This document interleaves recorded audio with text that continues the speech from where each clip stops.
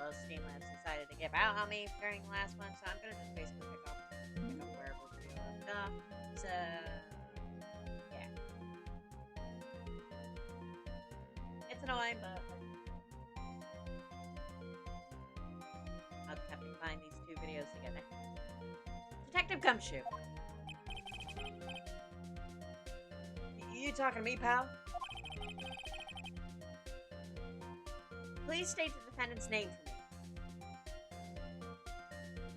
for me. So what? What are you trying to prove with this futile exercise, Mr. Wright? You'll see. This is a very crucial line of questioning. Actually, Mr. Payne, you can answer. The defendant's name, if you please. Well, where is this ridiculous question coming from? The defendant's, name is, Maggie Bird. I just realized giving his voice is actually pretty appropriate. I think someone needs to check the court record. What? It says right here that it's Maggie Bird. Ah! It looks like the bird caught the cat napping. What's going on here? I have no idea either, sir. Also, Phoenix agreed. Being in the cat ears would be funny. As you can see, the victim did indeed leave a name, Maggie. However, the defendant's name is actually spelled Maggie. Why? This is a blatant contradiction of facts. Oh! How about that? I hadn't even noticed.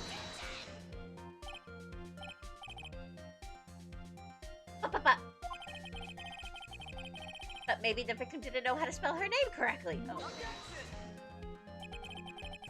You try, but you don't try hard enough. May I remind you that it was you who said it. The defendant is accused of killing her lover. If they were truly lovers, it would be impossible for him to not have known her name. No! That is very true. Mr. Payne? Yes, Your Honor? Are you absolutely certain that the defendant and the victim, Dustin Prince, were in fact lovers? I like how they keep saying lovers and not just boyfriend and girlfriend. Yes, I'm quite certain, Your Honor, as if they were having an affair together. They were a well-known couple in the police force. Detective Gumshoe? Please testify for the court the relationship between the victim and the defendant. Yes, sir. Ah, poor guy. Justin and Maggie. Officer Prince and Officer Bird have been going off for about half a year. It sounds like they were even talking about marriage in just 6 months. That's not fast. Today, the incident just happened to be the victim's birthday, sir. Officer Bird had gotten Officer Prince of that present act. Love it. It was something she had brought over 2 months ago. I should know, because she came to me to ask what she should get for him. It'd be very awkward if this was an intimate gift. Like, what did you get him? A man thong. What? We had to present that in court. Oh, when it was bright-ass yellow, that'd be hilarious. Oh, those two sound like they were close. Nevertheless, tragedy struck. Did you not act all smug about it? You slimy little bastard. Yes, I see. You may cross-examine the witness, Mr. Wright. Alrighty, let's go. Dustin and Maggie. Officer Prince and Officer Bird here. It sounded like they were even married. Today, the incident is Maggie, Officer Bird had Officer Prince present. What was that present? You seem to know a lot about the defendant. Well, that's because I'm her boss, and I've got to watch out for my subordinates. Even when she was going to give us a present, why are you doing this?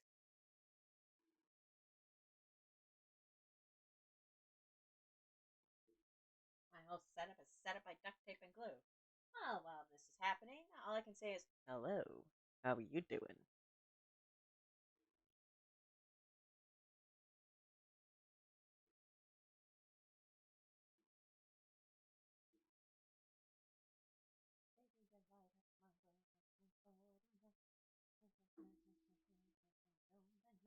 You want me to go through the three stages of these three stages? What was it said? You want me to start like bargaining and all that?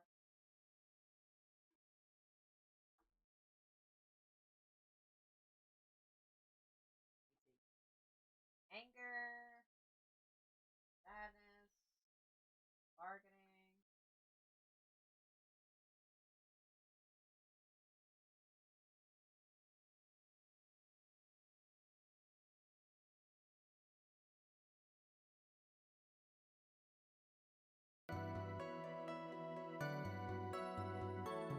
We good? But even when she was going to give us a present, isn't that going a bit too far? Okay, there we go. Sorry, I was thinking about like the 7 stages of like grief or something like that. I think it sounded appropriate. Hey pal, watch what you say. I know everything that happens to me, so if someone so much as scratches there, stop it. I really don't know that. It's alright. Please refrain from battering the witness. Hey, he said it. I agree. Even if this witness has a crush on the defendant. Just call him out, why don't you? That should not be the point of discussion. Whoa, wait a second. Why were you talking about this? It's all your fault, pal. You're guilty. Guilty, guilty. I should have you arrested. I think we're technically spelled down here. It was something she had over 2 months ago. Yep, she's a very considerate woman, pal. So, what was this birthday present? I've been going out for 4 months and she decided to get me a gift for her 6-month anniversary. Also, do you guys ever celebrate, like, stuff like that in a relationship? Like a 6-month anniversary, stuff like that? I mean, a year anniversary is usually, like, one that me and my boyfriend celebrate, but not 6 months ago. She got him a glove. Wasn't made with love. A single glove? Why would she only give him one? Actually, Your Honor, the glove in question is a baseball glove. Oh, I see. A baseball glove. Officer Prince was a huge baseball fan. Baseball glove? Huh. Press credit. Just now, I believe you said that the present was something she had bought over 2 months ago, right? Yeah. Are you saying she bought the glove at a store that far in advance? Nah, nothing like that, pal. Then what is it like? She ordered it. It was a custom made. Custom made? The glove was custom made? You need to repeat that like several times. Yep, that's what I said. So the glove was custom made. Guys, I think the glove was custom made. Your Honor, I really don't see how this glove is related to this case. Yes, it would seem that there is little relevancy. What do you think, Mr. Wright? Do you think that this glove is really relevant to this case? Of course it's relevant. Wouldn't we bring it up if it wasn't? I don't know where this will lead me. Of course it's relevant. That glove is the key to this whole case. Yes, bluffing to the max. Now this is the Phoenix Wright I know. Oh, Mr. Wright, I know that. I'm so happy you're back, sir. I was wondering how long it'd take. This is great. Huh. Pressing people, it feels like I've done this before. As if I used to do this to squeeze information from even the most tight-lipped people. Here, you can check real quick. I'm just gonna check.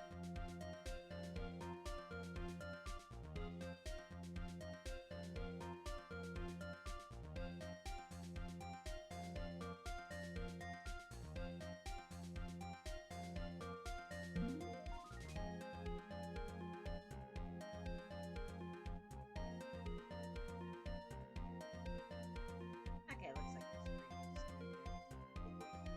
I think I was a little low during that. Very well. If you are that convinced, then let's hear some more about the matter. Actually, I brought the glove with me today. And? Why didn't you say so earlier? Hurry and show the glove to the court. Well, I didn't think I had anything to do with this case. Anyway, this is it, sir. It's, rather yellow, isn't it? It's a banana glove. A birthday present from Maggie to the victim. It was custom made. Yes, it was custom made.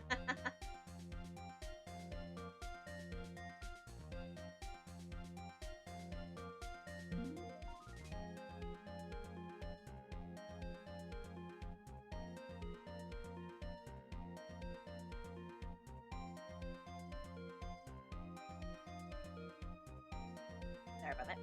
Alrighty. Officer Prince really liked the color yellow, you can tell. And that's why you had to special order it? Yep, that's right. That and one other reason. I think this court has heard enough. It is quite clear that the victim and the defendant were involved with each other. Yes, that's correct, Your Honor. Now, if that is true, it brings up an important question. Was the name Maggie really written by the victim? No. I see your point, Your Honor. Detective Gumshoe, please tell the court a little more about the name on the ground. Yes, sir.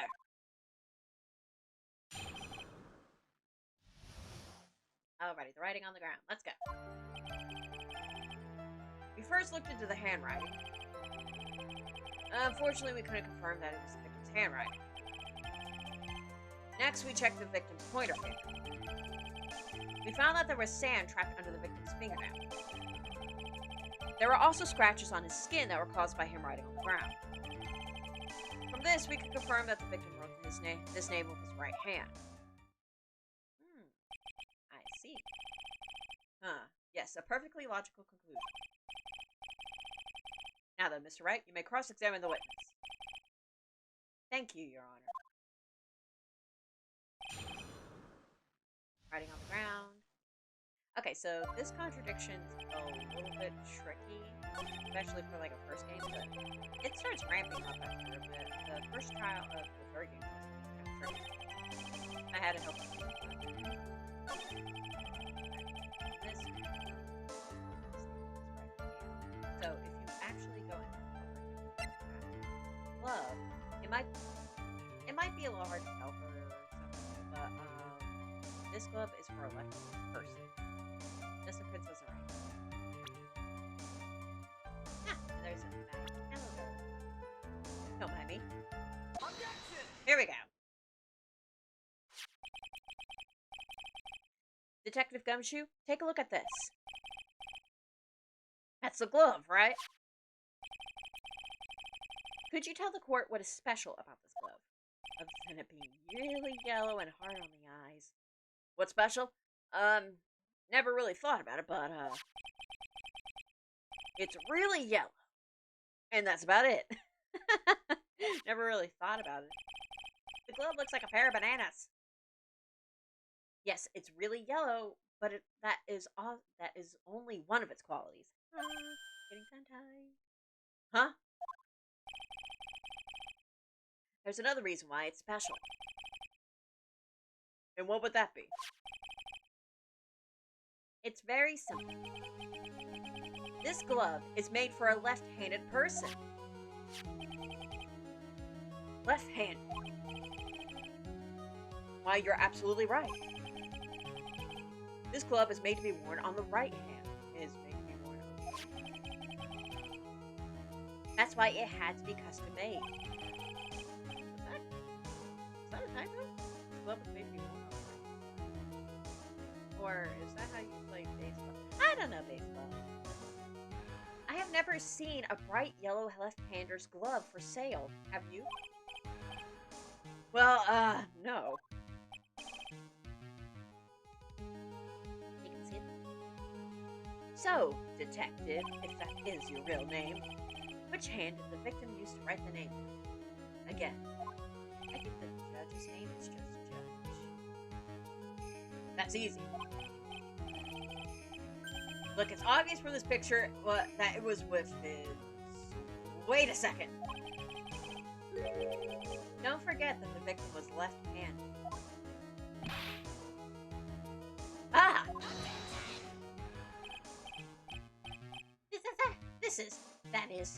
I object. Overruled. Mr. Wright, I would like to know what your line of reasoning proves. There is only one conclusion that can be drawn.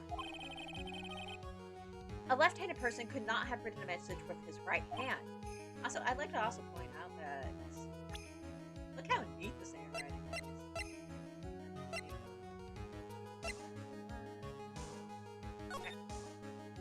Like, the dude almost wrote in cursive. Like, who? If you were dying, would you write your G's like that?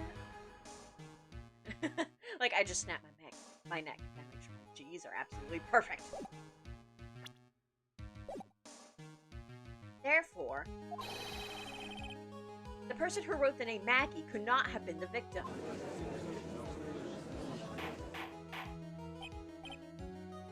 Order. So I don't know if I pointed this out on another stream, but when has handwriting on the ground or with blood actually really worked? The only time I could think what worked was in Danganronpa, the first game, and that was just to make it easy. When you think about it that way, then yes. Other than that, it's always used as like a red herring or something.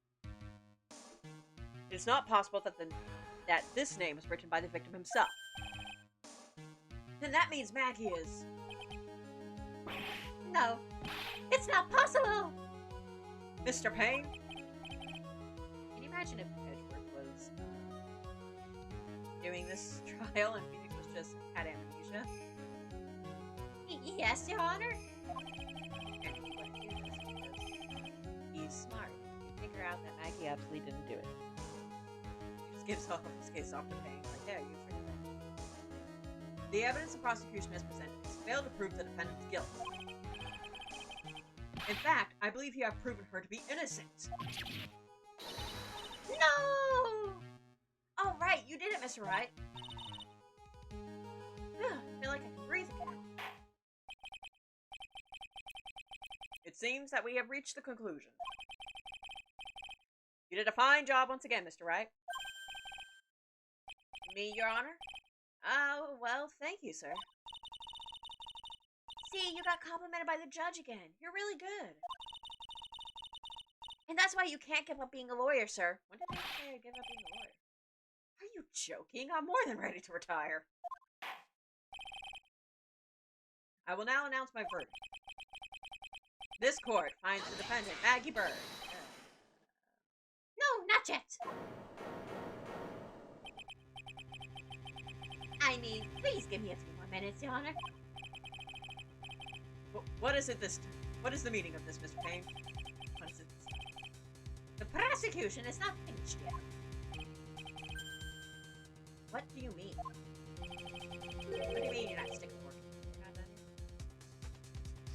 You would like to call our next witness to the stand. What? And what does this witness witness? The moment the victim was pushed to his death. What does the witness witness on this fine day? What does the witness witness? I'm trying to say more than one witness, but I can't. What's more, he's on the very face of the cult. Very cult looking face. What the heck?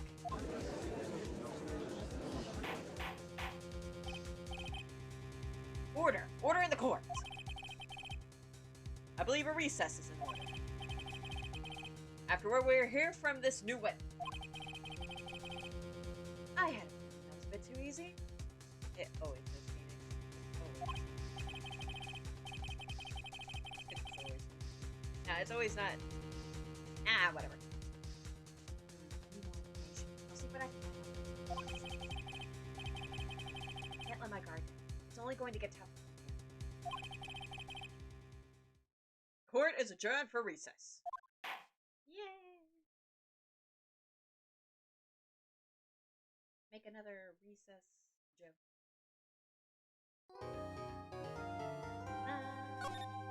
Alrighty. Saving. And we'll of course continue. This trial isn't too long. At least not compared to others. September 8th, 11:43. I am District Court Defendant Lobby number 1. Amnesia? Hey, you heard me. I can't believe my lawyer's trying to defend me in such a state. Well, you don't exactly have a choice, sweet cheeks. And we tried to tell you, you can't exactly blame us.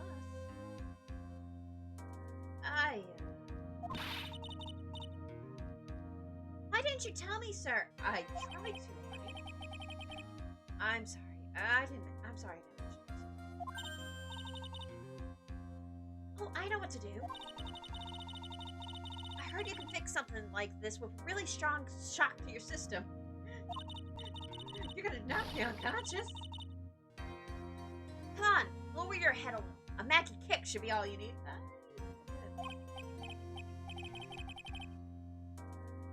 No, I think I'll pass on this one.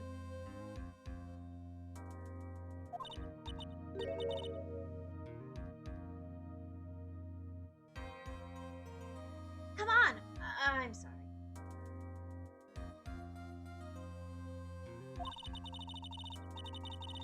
Whenever I see someone in trouble, I have a hard time leaving them alone.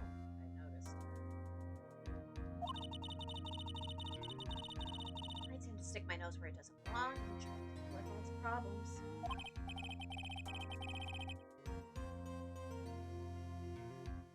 Well, my head's one problem more than tackling today.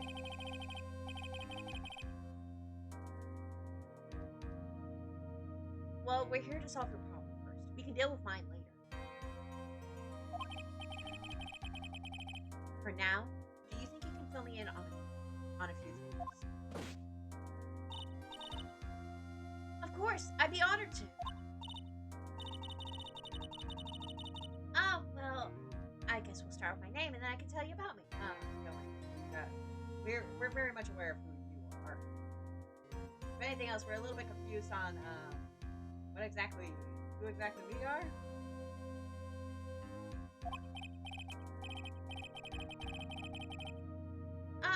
No, that's okay, really. I think I know you and your name pretty well by now.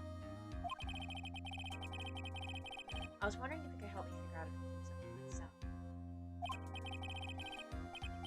So, my name is Phoenix Wright. What a weird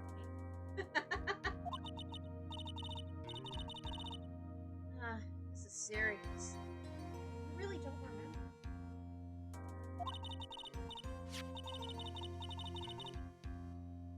I'll tell you what, sir. You can have this back, and maybe it'll help.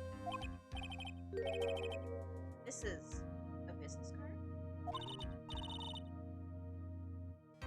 I got this from you. It's my most prized possession. Oh. That's so sweet.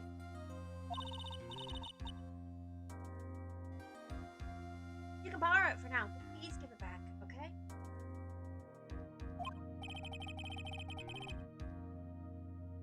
Okay. There are numbers. Oh, that's your cell phone number. Phoenix business card added to report. So what's the number? I wouldn't mind. What's the number? guess for now we should stop talking about me and start talking about this case. This case? Yep. Can you think of anything that would be helpful for me to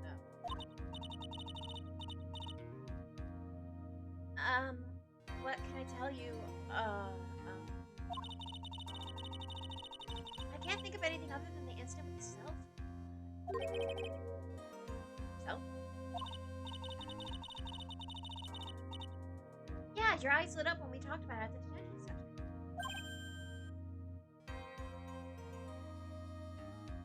Excuse me?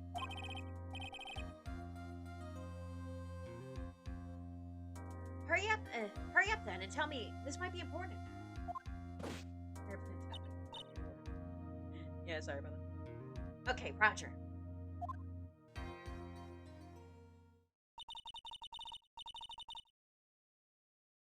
It was on the day of the crime just before 6 p.m. I picked up a lost cell phone while on a walk with, Dustin.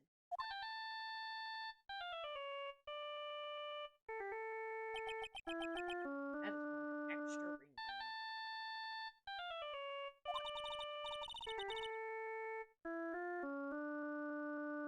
All of a sudden, the phone started to ring.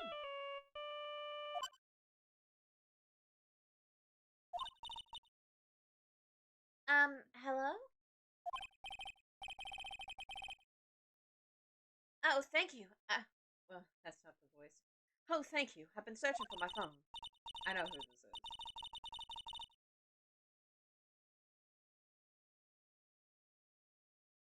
is. Is this yours? Oh, I'm glad you called. We can meet up and I can give this back. I'll be right there. I'm sorry. I didn't catch your name. You can call me Maggie.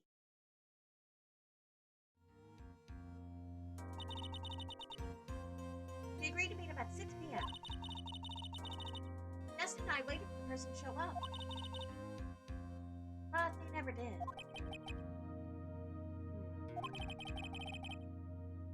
So where is this phone you found? I gave it to you yesterday. Huh? To me?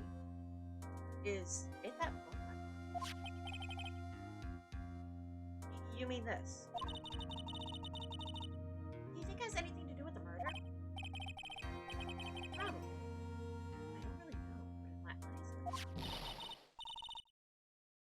Ah! You were here all along?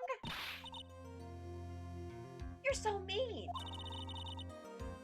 I called you a million times, but you wouldn't pick up. And when I went to check in the courtroom, everyone had already left. Ah! Who the heck is this? Let me guess. I'm supposed to know this girl too. Right on, Phoenix. Hey, good morning, Maggie. And a good morning to you too, Maya. So, how's it going? So, how's it going? I didn't say that. Cheerful enough. Come on, Maya deserves more. Is there a word for worse than abysmal? Oh, and what if I said that everything will be fine? That's right, it's Maya to the rescue with the ultra decisive, super important evidence. Oh, Maya. It's so wonderful to see you again, sweet cheeks. You're great. And I accidentally said that. Here you go, Nick. I think she said something along the lines of this is what you asked me to get or something like that. Ah, well. Huh? Oh, thanks. What the heck is this list? It has about 20 people's names and phone numbers.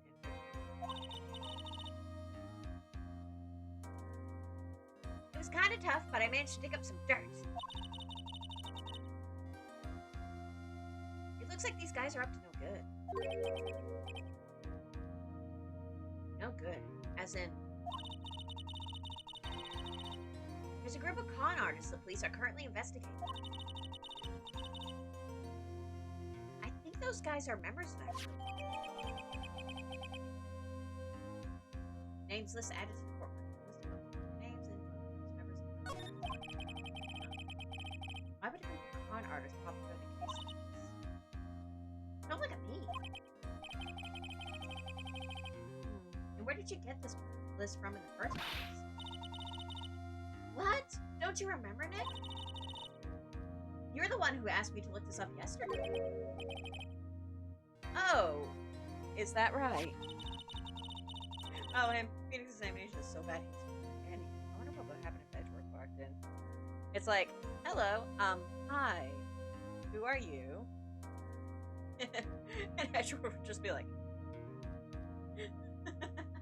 I would actually pay to see what Edgeworth's reaction on that would be.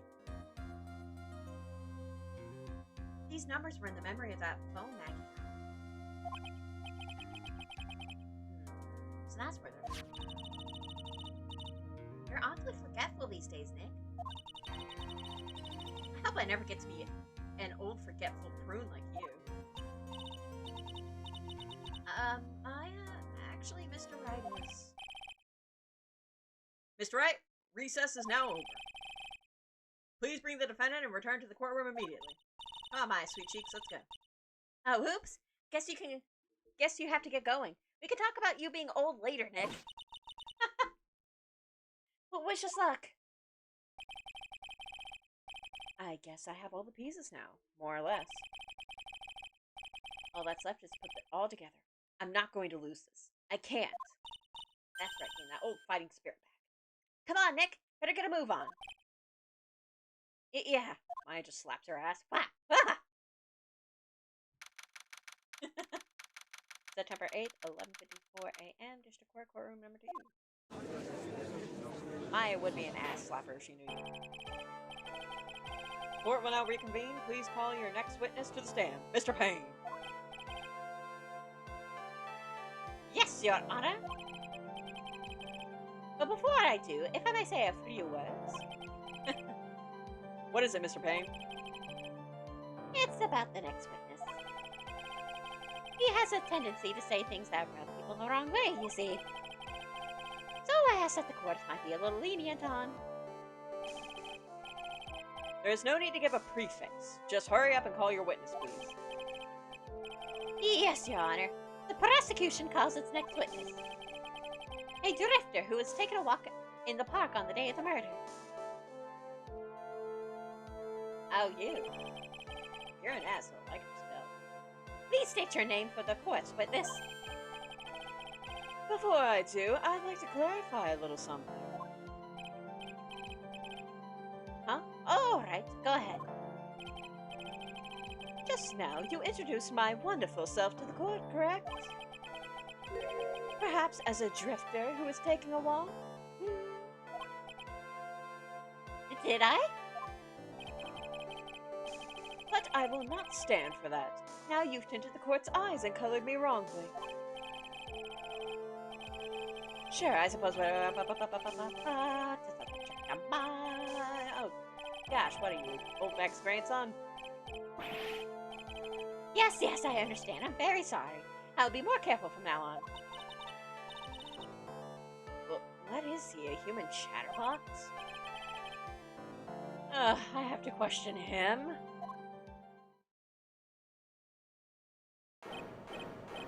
Fashion, cars, women, glasses, and of course, university. First rates only need apply. Oh, I bet you make all the friends. Glasses, but you aren't wearing glasses. That's enough. Your name, witness.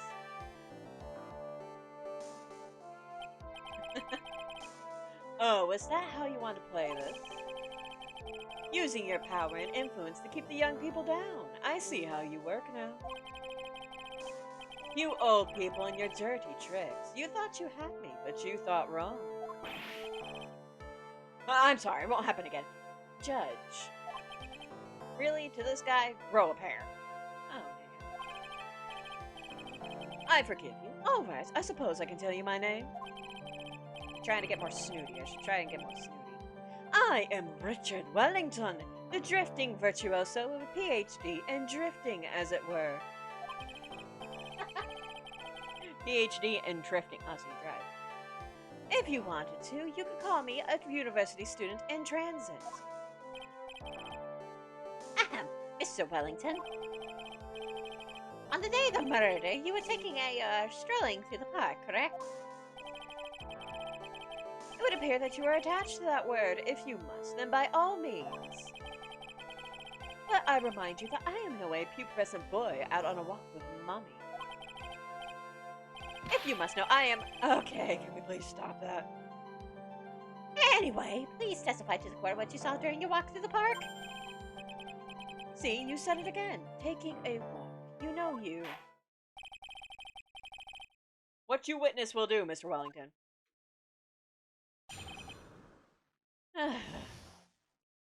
You ever see a dude and just realize that he hasn't been punched in the face yet?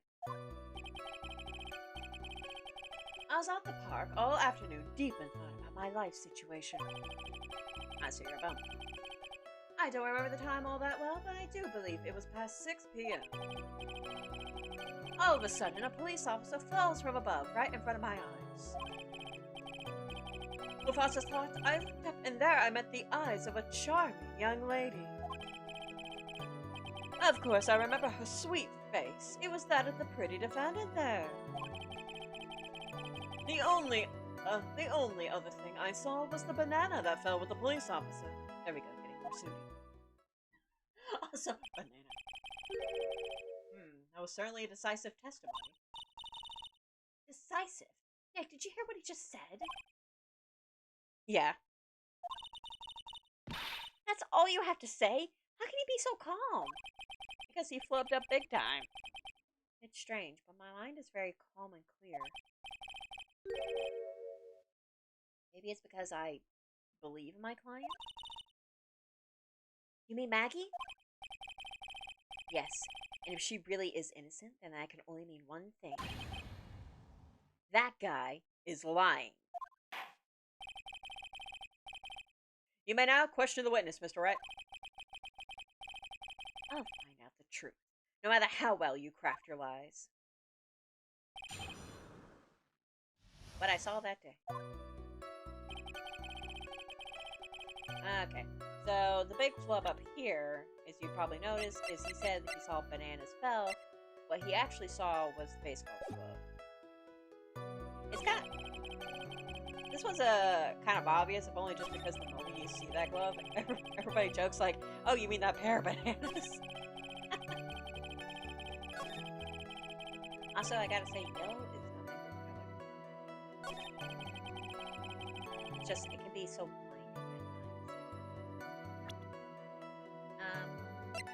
My favorite color is black. Second favorite is red. That sounds. Third favorite is purple. Mr. Wellington? Fourth favorite is blue. I believe I have the bananas you saw right here. Ah, so you know about the bananas too? Why didn't you say so earlier? Ah, now I'm going into red-white territory. Ah, these two have the same vibe. But don't think you can use this as a way to pull more information out of me. Oh, we already got the information, honey. And that's where you'd be wrong. Mr. Wright? What is the meaning of this? Isn't that the baseball glove? Huh? What? A baseball glove? Doesn't it look delicious? Care for a bite? Oh, Phoenix. That's not... It's a no. Your Honor, I think this proves one very important fact. This witness loves bananas, has bad eyesight, knows nothing about baseball. You don't catch the ball with bananas, buddy boy. By the way, just how bad are your eyes? Huh? How? What? Why are you asking me about this all of a sudden? Your Honor, it is very simple to mistake a glove for a bunch of bananas. Not at all. No, I don't think so. Objection overruled. You're one of those people. Yes, you know what I mean. I don't. You're like those people who refuse to accept chicken mama. Chicken. You done? Okay, we're done. And that is why I asked you how bad your eyesight is. They're both 2200. I suppose you're going to tell me that's terrible, right? It is. Why are you not wearing your glasses today? That's because I lost them recently, you see? Of course, I was planning on getting a new pair made right away. But you know, my glasses are no ordinary glasses, so to replace them... How about when you witnessed the crime? Were you wearing your glasses then? How about it, witness? You are an unrelenting evil man. It's called being a lawyer, honey. Like one of those people, should I just play elevator music every time he does that? I wouldn't have time to, but it's just like... Which boils down to, you were not wearing your glasses at that time. Therefore, the identity of the woman at the scene of the crime and that of the defendant cannot be proven to be the same by this witness. But the height difference was only 9 feet. It was very possible for him to see the face of the culprit standing on the upper path. Witness, please be more accurate in your testimony. Remember, a person's life is at stake. Yes, Your Honor. Now then, please continue with your testimony. Please tell the court what happened next in the moments after you witnessed the crime. Witness testimony, what happened next? Got you on rope. The girl on the upper path ran away as soon as she realized I was there. After that, I immediately called the police station to report the crime. It must have been 6:45 p.m. when I made the call.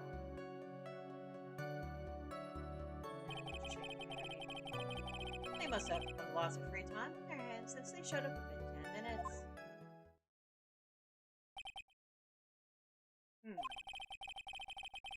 So the person who was on the upper path saw you and then ran away. Yes, that is correct. Which is why even someone without a superior brain like mine can understand that. That girl is the murderer. You may question the witness now, Mr. Wright. What happened next?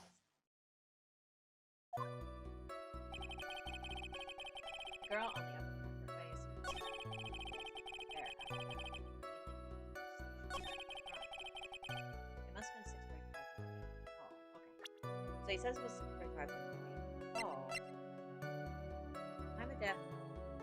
Was that 6:45? So that is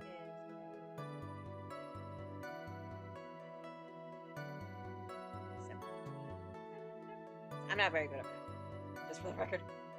Yeah, it was a big time thing.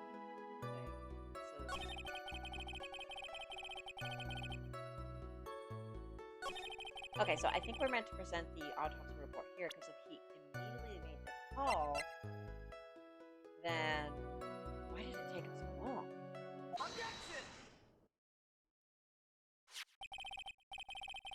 Mr. Wellington, would you please take a look at this? You mean the victim's autopsy report? According to this, the murder occurred at 6:28 p.m. So, what of it? You said that you called the police immediately after the murder took place. However, by the time you had called the police, it was already 6:45 p.m. There is clearly a 15-minute gap here. Do you deny it? Yeah, 15-minute gap. Fuck! It was something like that. I think this court would like to hear what you were doing during this 15-minute gap.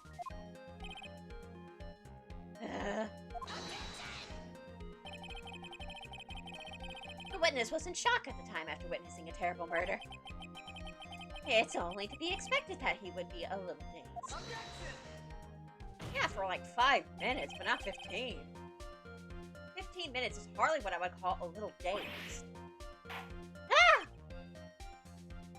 Mr. Wellington? Yes. Explain yourself. What were you doing during those 15 minutes? Answer the question. Come on, weirdo hair. Telephone her. Spit it out. I was searching for a phone booth.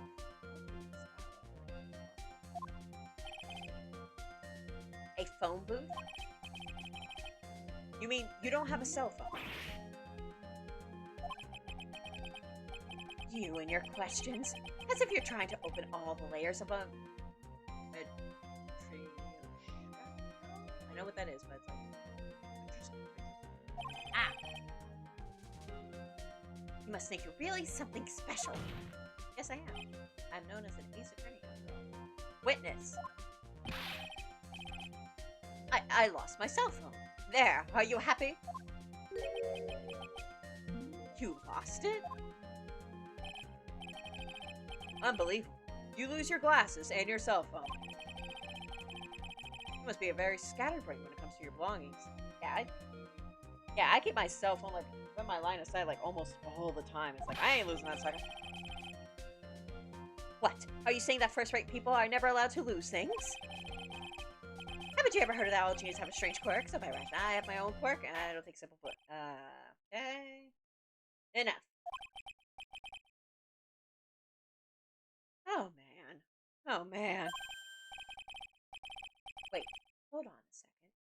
He lost his cell phone? Nick, that cell phone. Could it be? Oh, it most definitely is, honey. You mean this phone Matthew found? There's no way. Boy, I didn't see this coming. What should I do now? Question further. Don't back off. We go in. We dive in, head first. Mr. Wellington? Where's your cell phone right now?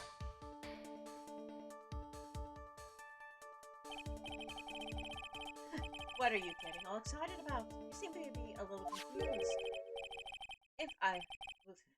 Sorry. I found my phone. I'll have you know.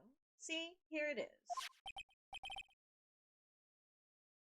See, here is it. He worded that weird. Oh, I see. Looks like he's got his phone. And I thought that just maybe this was his.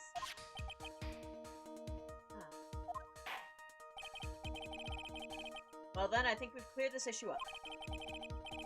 At the time of the murder, the witness did not have his cell phone because he had lost it. Therefore, the delay in his call was caused by his search for a phone booth.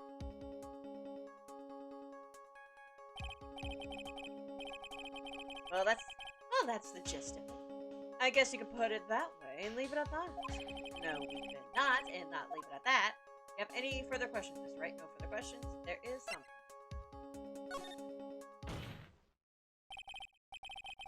Your Honor, the witness's testimony does not make any sense. I don't believe that there was ever a need for the witness to search for a phone. How dare you? You can't just make outrageous claims like that. You do have some sort of proof, don't you? Oh, well, yeah, of course. This evidence should be good enough, I think. Oh, Phoenix, don't down yourself now. Come on, honey, you got this. Alrighty, let's have this proof then. Also, the fact that Phoenix can hold his own when he has absolutely no memories against Payne says a lot. Like, buddy boy, if you knew the extent of how handicapped Phoenix was at the moment. Okay, so the contradiction comes in this photo. You see, there's a phone booth right there. This is why you check everything. Oops, hey Maggie. I think they might have changed. No, they didn't change. I'm just stupid. Take that! It's quite simple, actually. Please, take a look at this. At the crime scene photo. Is there a problem with it? Oh, there's nothing wrong with the picture. But if you don't understand my logic after looking at it, something is wrong with you. Oh, Phoenix doing all the sick burns. No. It's a phone booth. That is correct. All the defendant had to do was walk 3 steps. more or less. Mr. Wellington, why did you not use the phone that was right in front of you? Oh. Order, order. What does reporting the crime a little late prove for the defense? Everything. The witness can't explain what he was doing for those 15 minutes. That is reason enough to throw suspicion on his testimony. Yes, that is very true. What do you have to say for yourself, witness? Then I bet this phone really is his, Nick. He must have killed Dustin to get his phone back. But Maggie said that she was going to return it to him. So there was no reason for him to kill for it. And on top of that, we still have the phone she found anyway. But if he wasn't looking for his son, maybe he was looking for something else. Was he? Mr. Wright. Yes, Your Honor? Do you have any thoughts you would like to share with the court? Actually, yes. Can you offer an explanation as to what the witness was doing during those 15 minutes? Yes, I have an idea. There's only one other possible explanation. All right, let's hear your explanation. However, be forewarned that if your explanation is not persuasive, you will be penalized. Think carefully before you present, Mr. Wright. Oh, we all know the deal, don't we? Yes, Your Honor. Probably shouldn't have said there was only one possibility. You always shoot yourself in the foot. Please present to the court the one piece of evidence that will answer the following. Why didn't the witness call the police right away? It's because of this. The glasses.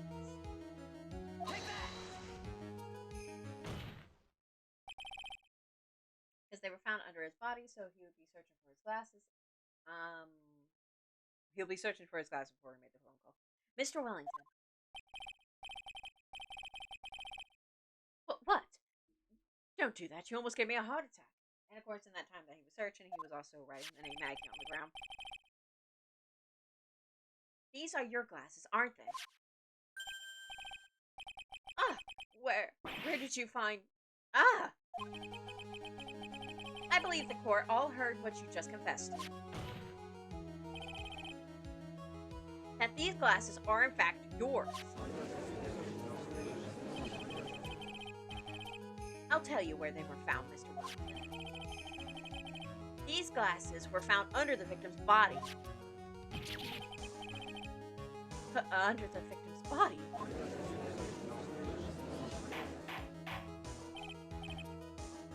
Order, order. And now wait a second. Hold on. I didn't confess or confirm anything. Your Honor, I think the answer is quite clear here. As he fell, Dustin Prince grabbed the culprit's glasses. The culprit knew that he had to find his glasses and searched frantically for them. Oh, Payne's sweating. What he didn't realize was that they were under the victim's body.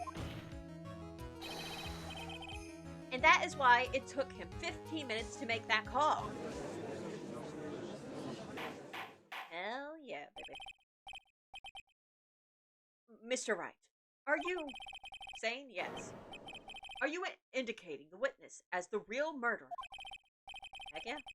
Of course, that is precisely what I'm doing. Some people don't like this corner music. I actually think it's not too bad.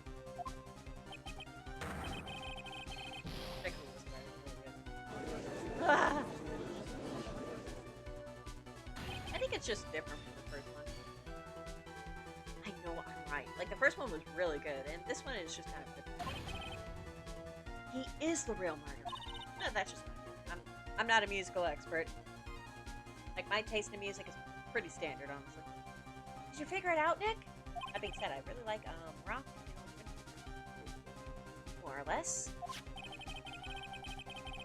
Turns out the cell phone was the key to this case after all. Anyway, now's our chance to deep six this guy. I'll sink him in one shot. Hell Yeah. This is so exciting, watching you work again. Somehow, my old self is coming back to me. It's time to sink or swim. Everything rests on the edge of a knife. This is the moment I've been waiting for. Order, order. Your Honor, the defense is making a mockery of this court. Without any solid ground to stand on, he accuses the witness of being the murderer. Yeah, that's right. I'm no criminal. Of course you're not. This third-rate fraud of a lawyer. In that case, why don't we look at it from a different perspective? Let's hear your explanation as to why you are not the murderer. Why? That's easy. For example, there's the name the victim wrote. What about that? Oh, you mean the name Maggie? Yeah, even an idiot like you could read that, right? Do you really have time to be throwing out insults when you're being cornered? Don't you hear the music video? But we already know this was not written by the victim himself. After all, the defendant's name is Maggie, and the victim was left-handed. In other words, in order to make the defendant look guilty, the real criminal used the victim's right hand to write her name on the ground. But... Wouldn't that mean that the real criminal was someone the defendant knew? Well, otherwise, how else would that person know her name was Maggie or Maggie? That is a good point. The witness didn't even know of Miss Bird before this trial. I forgot. Is there any way for people to know Maggie's name beforehand? There was no way. There was a way. Because she mentioned a phone call right before this. It would be best if I could prove that the witness had a chance to learn that the defendant's name was Maggie. Now, will the defense please present its case? How could the witness have known the defendant's name? A cell phone. Mr. Wellington, you didn't have your cell phone with you on the day of the murder, correct? So, what if I didn't? When you realized you had lost it, what did you do? What did I do? Didn't you try to find it by calling it? Why, you? How did you? Your Honor, these questions have nothing to do with... Really, Payne? Really? Sit your ass down. Overruled. Mr. Wright, where are you going with this line of questioning? Do you think there is some relation between the witness's cell phone and the murder? I do, Your Honor. On the day of the murder, Maggie Bird picked up a lost phone in the park. And she also received a phone call from the owner of the phone. With a weird-ass ringtone. Hello? Oh, thank you. I've been searching for my phone. Is this yours? Oh, I'm glad you called. We can meet up and I can get this back. I said that weird. I'll be right there. I'm sorry. I didn't catch your name. You can call me Maggie.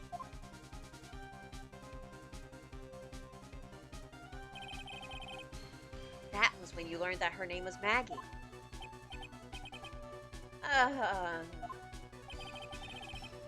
But you made one fatal mistake. Fatal mistake? My client's name is Maggie, but the name that was written on the ground was Maggie. That isn't confusing at all. This is a mistake that could only occur if all you knew was how her name sounded. Eek! You in your pretentious blue suit? Only I can wear the blue suit in this court. Order, order. That's how you know he was guilty. But, Your Honor, the witness has no motive. And your point is? It's very simple, Your Honor. A person usually would not kill someone without a reason. Mr. Wellington had no reason to kill anyone. That is absolutely correct. I don't have a motive. Mr. Mr. Wright? Your Honor? Can you explain what motive this witness would have had? You know, if I was better with accents, I would love to give Wellington like an upstart snooty voice. Like I'm doing right now, and then like once he starts losing it, give him more of like a southern kind of accent. It's very simple, Your Honor. Like something like a lot of heart would be spouting. I think that'd be funny. Are you sure, Nick? He would be the type that if he had a southern accent, he would try to cover it with like a British sounding accent. Well, only Edgeworth is the British man.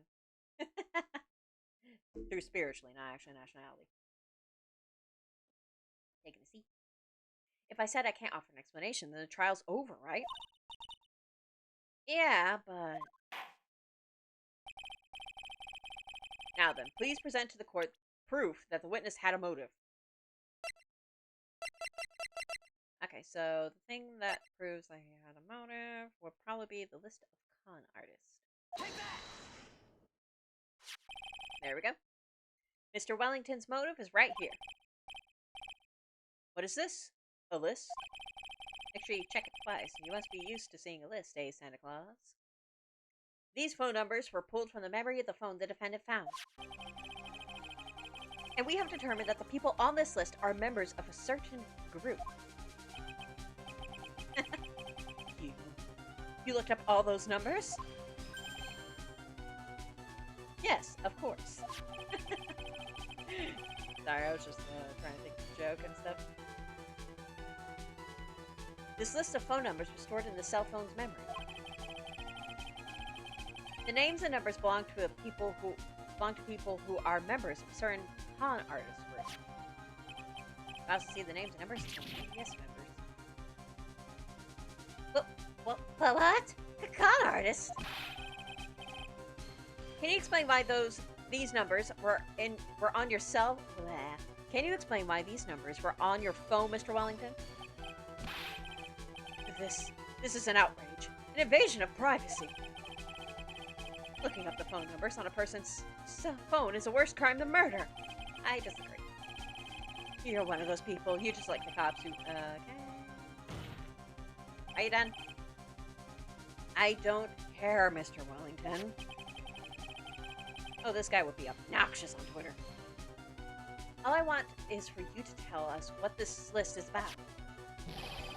Oh, the amount of mansplaining this man would do on Twitter, it would be just so rude. You think any of you know what it's like to be a refined man such as myself? Your Honor, this is unjust badgering of the witness. Objection overruled. Your face is an unjust badgering of the witness. Mr. Wright, what is the meaning of this? Why would the witness have the names of a group of con artists on his phone? Isn't that obvious? The witness is looking into the group, a victim group, a member.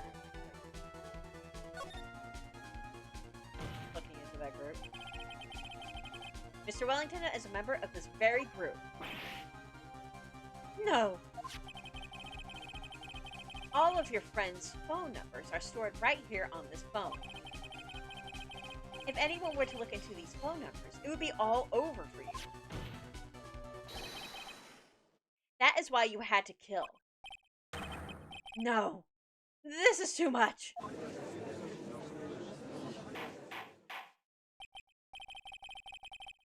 That does make quite a bit of sense. Well, Mr. Wellington, would you care to explain? I got you now.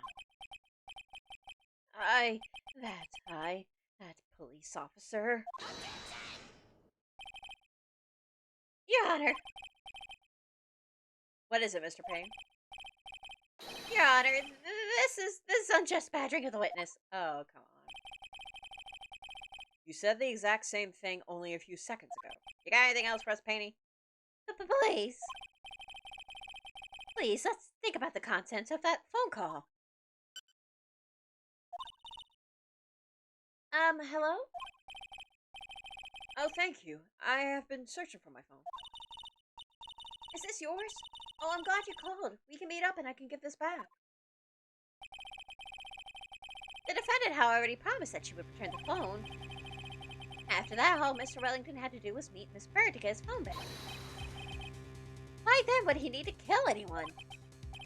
I don't know, maybe he just thirsted for blood. That is a valid point. What does the defense think about this? Think about it logically, then it makes sense. Then maybe we should be thinking outside of the box. Yeah. If we think like that, then let's see. Maybe that slime ball saw something at the crime scene that made him commit murder. Your thoughts, Mr. Wright?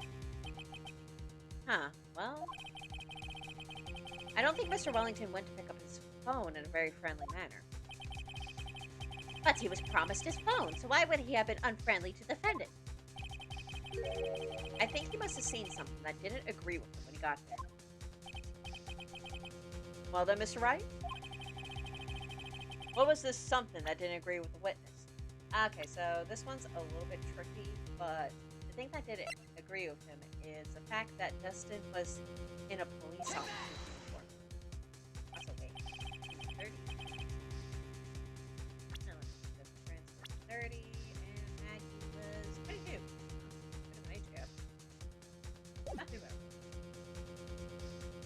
What Mr. Wellington saw was the victim. Yeah, they're like an 8-year age gap. No, that's not too bad. As long as it was all okay. The victim? You mean Dustin Prince? Dustin Prince had gone on his date right after his shift was over. With no time to change, he went to the park still wearing his police uniform. Oh! The girl that picked up my phone is with the policeman. Oh, hi, Cece Dakota. How you doing? He couldn't have known they were going out, so he began to worry. He was afraid the policeman would ask a few questions before returning the phone. By doing anything suspicious, he might run a check. In his mind, it was possible they had already run a check on the phone. Yeah, how you been, buddy? I've been fine. Just, streaming. I had to take a break for a little bit. The second Phoenix Wright game. And you went into a panic, is what you're saying. Exactly. I'm doing good. How are you? Alex, I'm doing good. Officer Prince, who was murdered simply because he was in uniform. I'm a little bit hungry, but other than that, I'm good. Mr. Payne, do you have any comments? Just think about supper tomorrow. I'm thinking. It seems the truth has come out at last. The witness, Mr. Wellington, you are...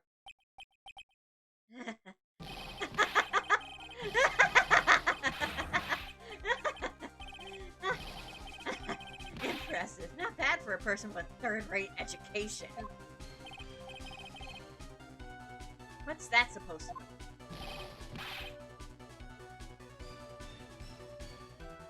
One of my other friends for streams just ended and I saw you were still up. Yep. Oh, that's nice. Who are you watching? The evidence. Evidence! That guy's really creeping me out. All you've been waving around and talking about is that suspicious cell phone. Suspicious phone like this, suspicious con group that. They're all on that phone.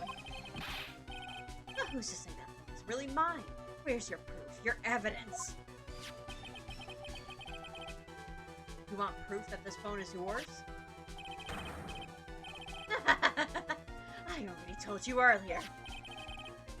That phone I lost. I've already found it. You don't have even the slightest idea who the phone in your hand belongs to.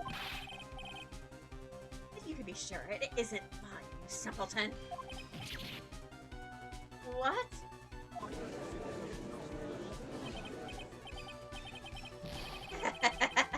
It feels good to see you squirm.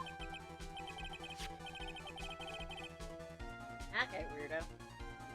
We do seem to have a problem on our hands with this phone. Whose phone is it? Without knowing that, it's meaningless as evidence.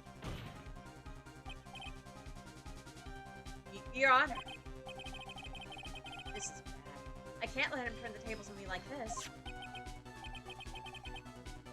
So, there has to be something I believe in. There's got to be. Maybe.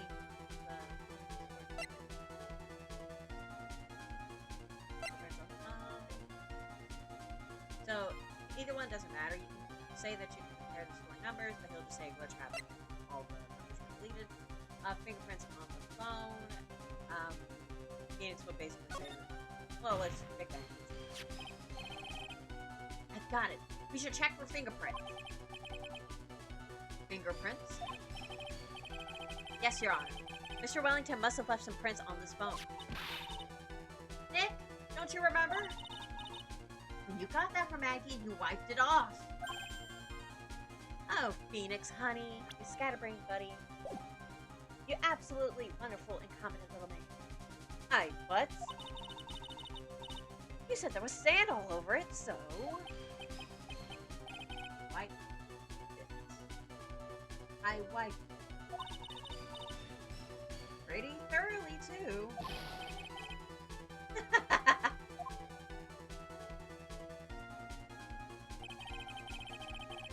It's oh so much fun watching third-rate trash babble like morons amongst themselves.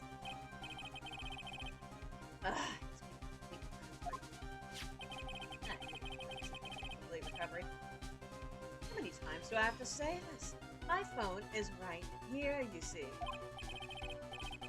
Oh, and incidentally, you can't check the numbers stored on this phone.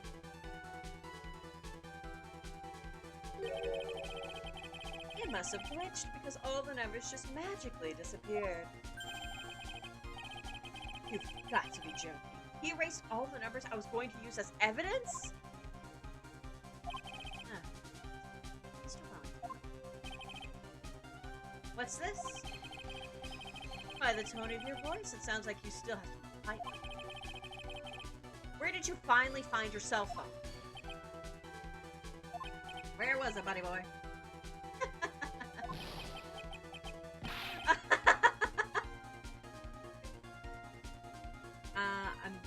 I'm so glad that you guys are using that. Yeah, same here. Same here. It's really a relief. Like, on one hand, things are still not over yet. Like, we still got a lot of work to do. We still got to hold some standards and whatnot. But it is nice to just kind of at least have someone halfway confident back in. You know what I mean? Like, it's a nice little break. Oh, you are too much. And of course, you have no idea what I'm talking about.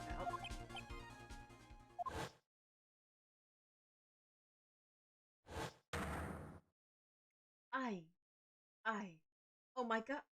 And now I remember. You clocked me over the head, you ass.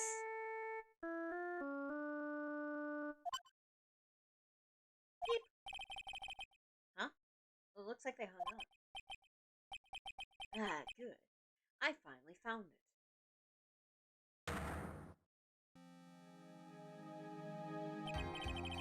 How did you clock me over the head with a fire extinguisher with your stick arms? So that's when...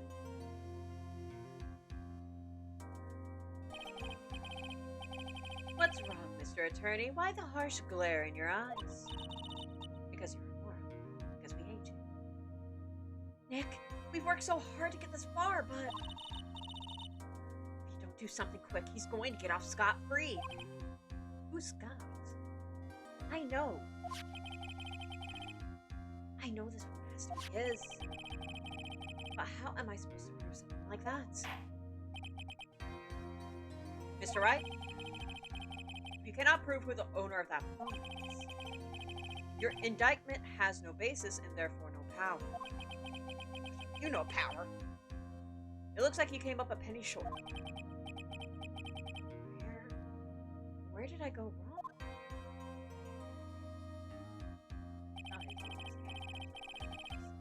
Don't blame yourself, you're merely a third-rate lawyer. You only made one big mistake. Who are you? What are you? What are you? That's something you haven't figured out for yourself yet. Who I am? Oh no, we know exactly who we are. We are the lawyer who's gonna take you down, buddy boy. The court hereby concludes the cross-examination. It does not. If that will be all, I'll have to bid you gentlemen and ladies goodbye. I have a reservation at that ultra-fancy restaurant on the upper side of town. Can you give it us a name? Thank you for your assistance. You've had a stressful day, so please, bon appetit. Don't act so smug, Payne. What am I supposed to do? Am I supposed to just let it go at that? Yeah, hell no. Please wait, Your Honor. All right, Nick. I think I may be able to prove it. Prove it? Prove what, Mr. Wright? Everything. Your Honor, the cross-examination has already ended. Besides, the defense is just going to badger the witness with more inane questions. You will not harass the witness. Is that clear, Mr. Wright? Oh, no, we won't. Did you hear that? No harassment allowed, Mr. Attorney.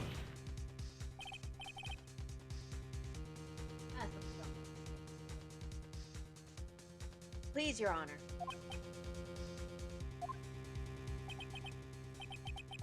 Very well, but this is your last chance, Mr. Wright. You may present one piece of evidence to the court. I only get one shot at this. If you cannot prove everything, it's over. For your client and for you. Do you fully understand? Yes, Your Honor. I'm sure you're well aware, Your Honor, but the cross-examination period has ended. Oh, could you please show it? Were you paying attention, Mr. Payne? I said that Mr. Wright could present only one more piece of evidence. Oh. Yeah, go sleep up. Now then, Mr. Wright, this is your last chance. It's go time. Please present the one piece of evidence that will explain everything. The one piece of evidence that will explain everything is my business card. Would you like to have it? Why, thank you. How nice. Here, please have one of mine. This is actually kind of funny. It's written in a fancy script. The ink is strong and clear, but I still can't read it. Wait, did the judge have a business card? Like, what?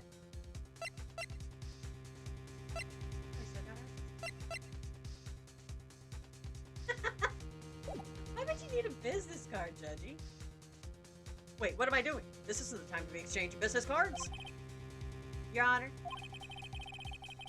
there is something very important about that card, and that is the name of the card. I don't know if you know this, Judge, but my name is Phoenix Wright. Therefore, could you please give my defendant a not guilty verdict? Pretty please. Like that one line, like, it's like, I declare, like, the defendant will receive 10 years in prison. Well, maybe, Your Honor, I can change your mind. 20 years. This card is important because of what is on the back. You wrote your cell phone number on the back, but... You wrote your cell phone number on the back, but that's exactly it. Can you please call this number from your cell phone? Huh? Right now? The court is still in session. It's okay. You'll see. Okay, if you say so. Is the defense preparing something, Mr. Wright? We are going to call my cell phone right now. And then the court will see everything for what it is. Of all the idiotic, stupid things, too.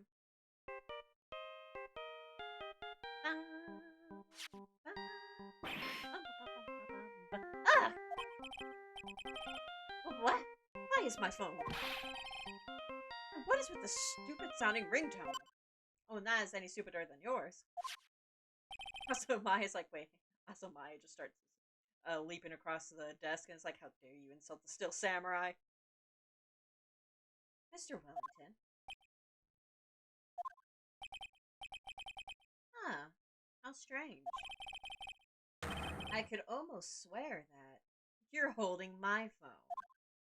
So this whole case hinged on the fact that him and Phoenix have the same exact model of phone, and he was an idiot and took the wrong one. You're... Ah! No, no, no, no, no. It can't be. By the way, before I forget, thank you very much for the lump on my head this morning. Ah. I don't think I need to explain any further, except to say... When you went to retrieve your cell phone, you mistakenly took the wrong one.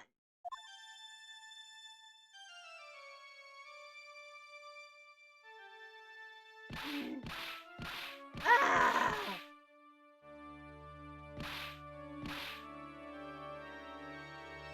And he's down. Later, buddy boy.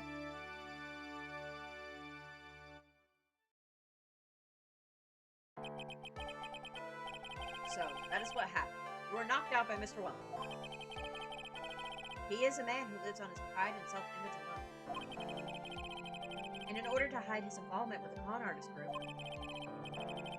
he has become paranoid and has lost all ability to make rational judgments.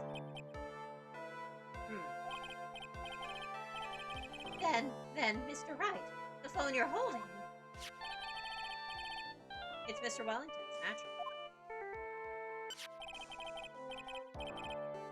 Speaking of that man, how is he, Mr. Payne? Dead. He died around this fine. He's okay. He was arrested and has been taken away, Your Honor. Very well. Now then, this court finds the defendant, Maggie Bird, not guilty. Woo! Got through the first case and the second game. Ass slapped all around. Good job.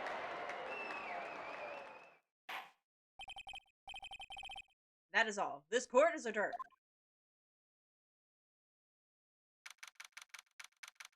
September 8th, 2:16 p.m. District Court, Defendant Lobby number 1. Ah, I knew that the real you would shine through eventually. I'm so moved by what you've done for me, sir. Thank you so much, Mr. Wright.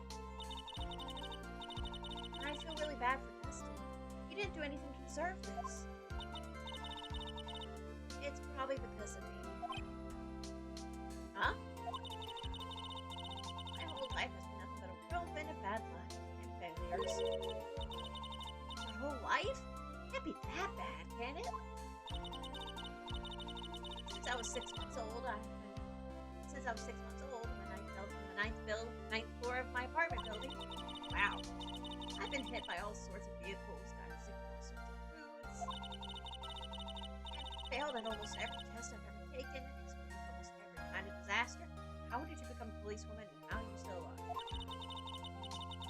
And never won or even tied at a game of tic-tac-toe. My life has really been nothing but a string of disasters. That is, pretty bad. Up until I went to college, I was known as the goddess of misfortune. And then at the academy, everybody called me Lady Luckless. Lady Luckless? What's worse is that my misfortune always seemed to latch on to those around me. Wow. What do you mean? When I see someone in trouble, I always try to help. Ah, that's right. You were talking about this earlier. It happened again recently, too, sir. There was an old lady pacing back and forth by the pedestrian crosswalk. I gave her my hand, and before I knew it, we were having dinner at my house. That's quite a leap. Oh. I'm sure that Dustin's gone because of it. It would have been really morbid if they say, like, that old lady got run over. Ooh. But that's not true. That glove didn't even have any sort of special meaning. It was just a present to say thanks for covering one of my night shifts. Oh, there we go. Oh, I see. Everything is all my fault. Dustin's death. Your head being all messed up. Oh, well, I don't that messed up yet. I'm going to find a new life for myself, starting now. The next time we meet, I'm sure I'll have found a whole ocean's worth of good luck by then, sir. I hope so, because that sounds like a rough life. Yeah, after all, the goddess of misfortune is only a name. Kind of a sickness. I prefer to be called goddess. You bet. I'm gonna make it. I promise. Next time we meet, I'll only be an unlucky person instead of a goddess. Yeah, that's the spirit. That's mom. Well, Mr. Wright, Maya, I should get going. Okay, good luck to you. Thanks. You take care of yourselves too.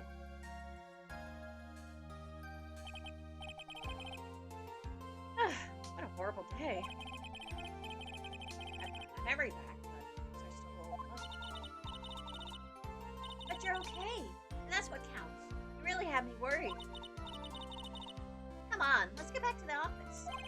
Let's go back to the office. Afraid to ask, but here it goes. So, this might sound bad, but, who are you? What? I thought you said you got your memory back. Not everything. Maya slaps his back. At that moment, everything really did come back to me.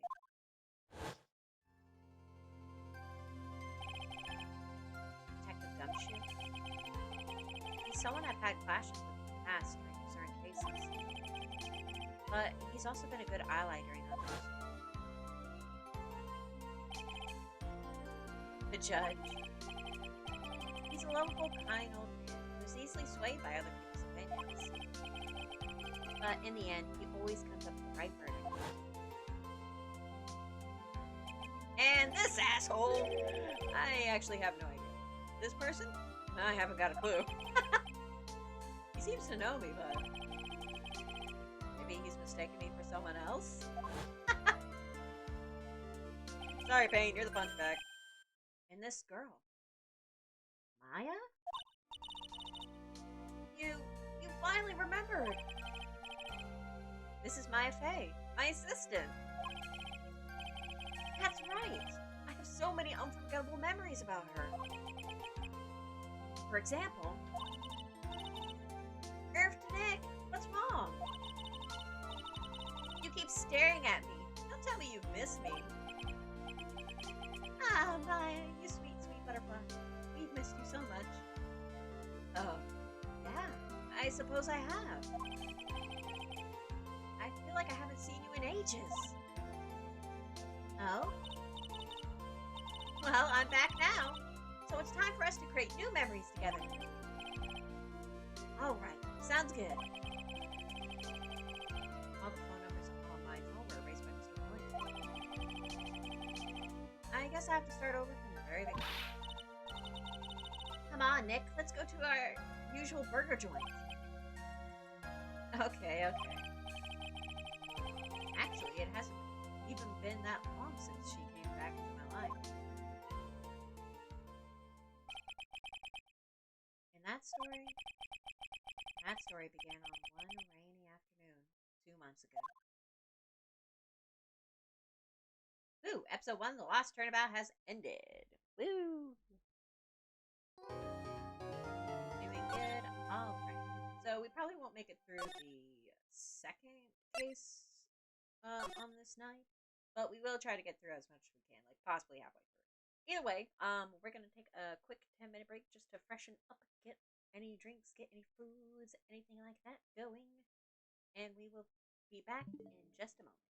See you soon.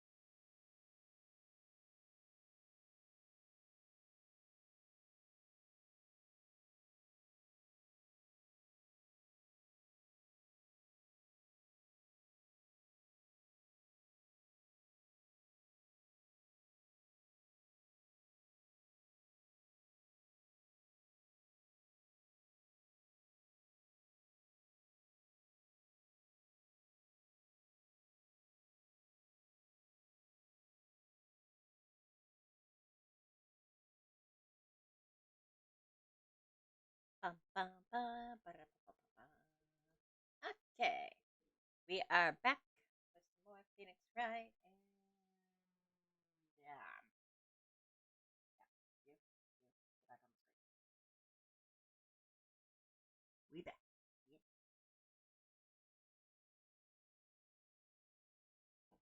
Also, I think my thing's freaking out on me again. Hold on.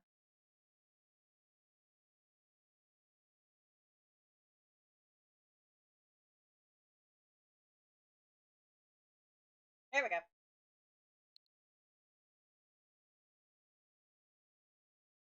Oh, by the way, I've been playing this lately, Captain Tsubasa, and I've been watching the animes. The 2018 remake. It's actually pretty good. I've been getting into it.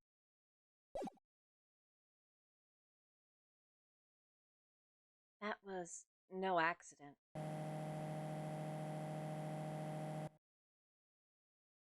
I was drugged with sleeping pills. I was murdered by that person.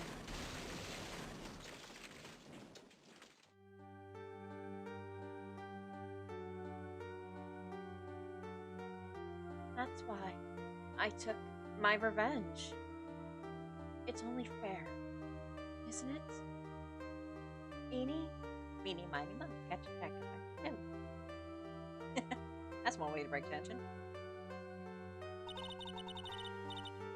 I finally get to see you again, and it's not your fault. You didn't do it. No, I did it. I killed that person. But that wasn't you. It doesn't matter. It might as well have been me. Hiya, sweetheart.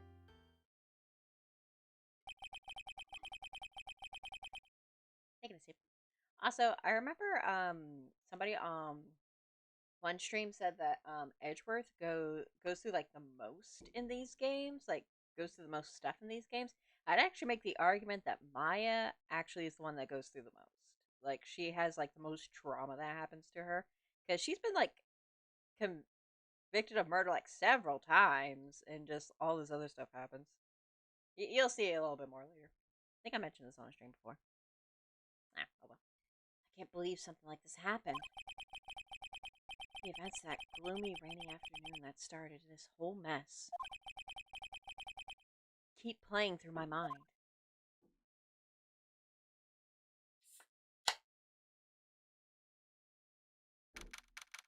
Oop, hitting a desk. Sorry. June 16th, 3:34 p.m. Right in Cove offices. Also, I had my birthday recently, and my family's getting me. Well, they've already got me a brand new desk. I just got to bring it into my room. Build it in here in my room. I had to clean up and all that, so I'm really excited for that.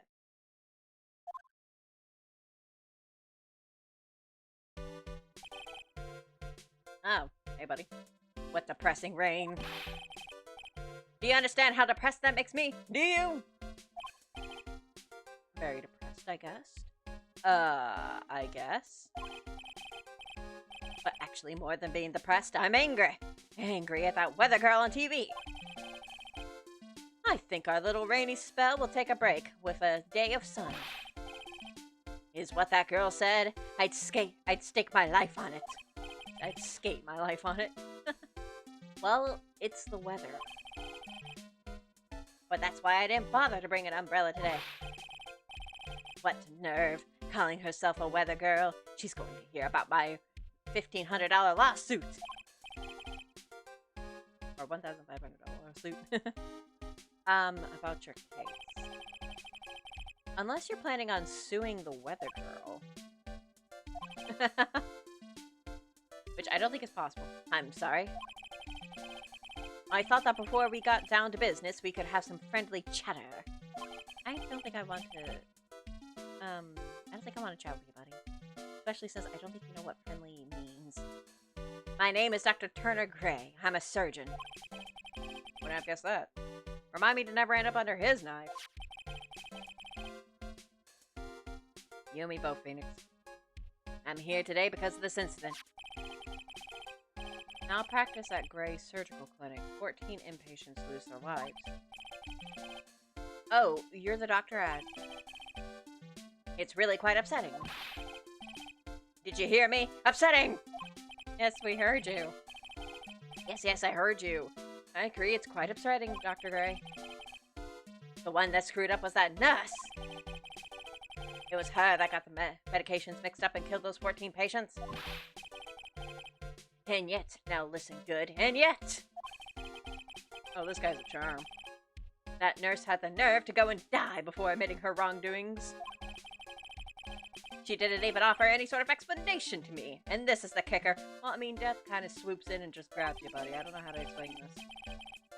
She up and has herself a grand old accident and crashes her car.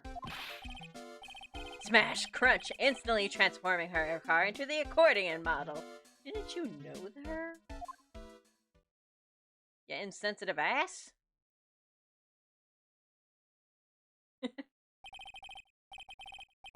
That's right. About a year ago, all the tabloid shows were talking about it.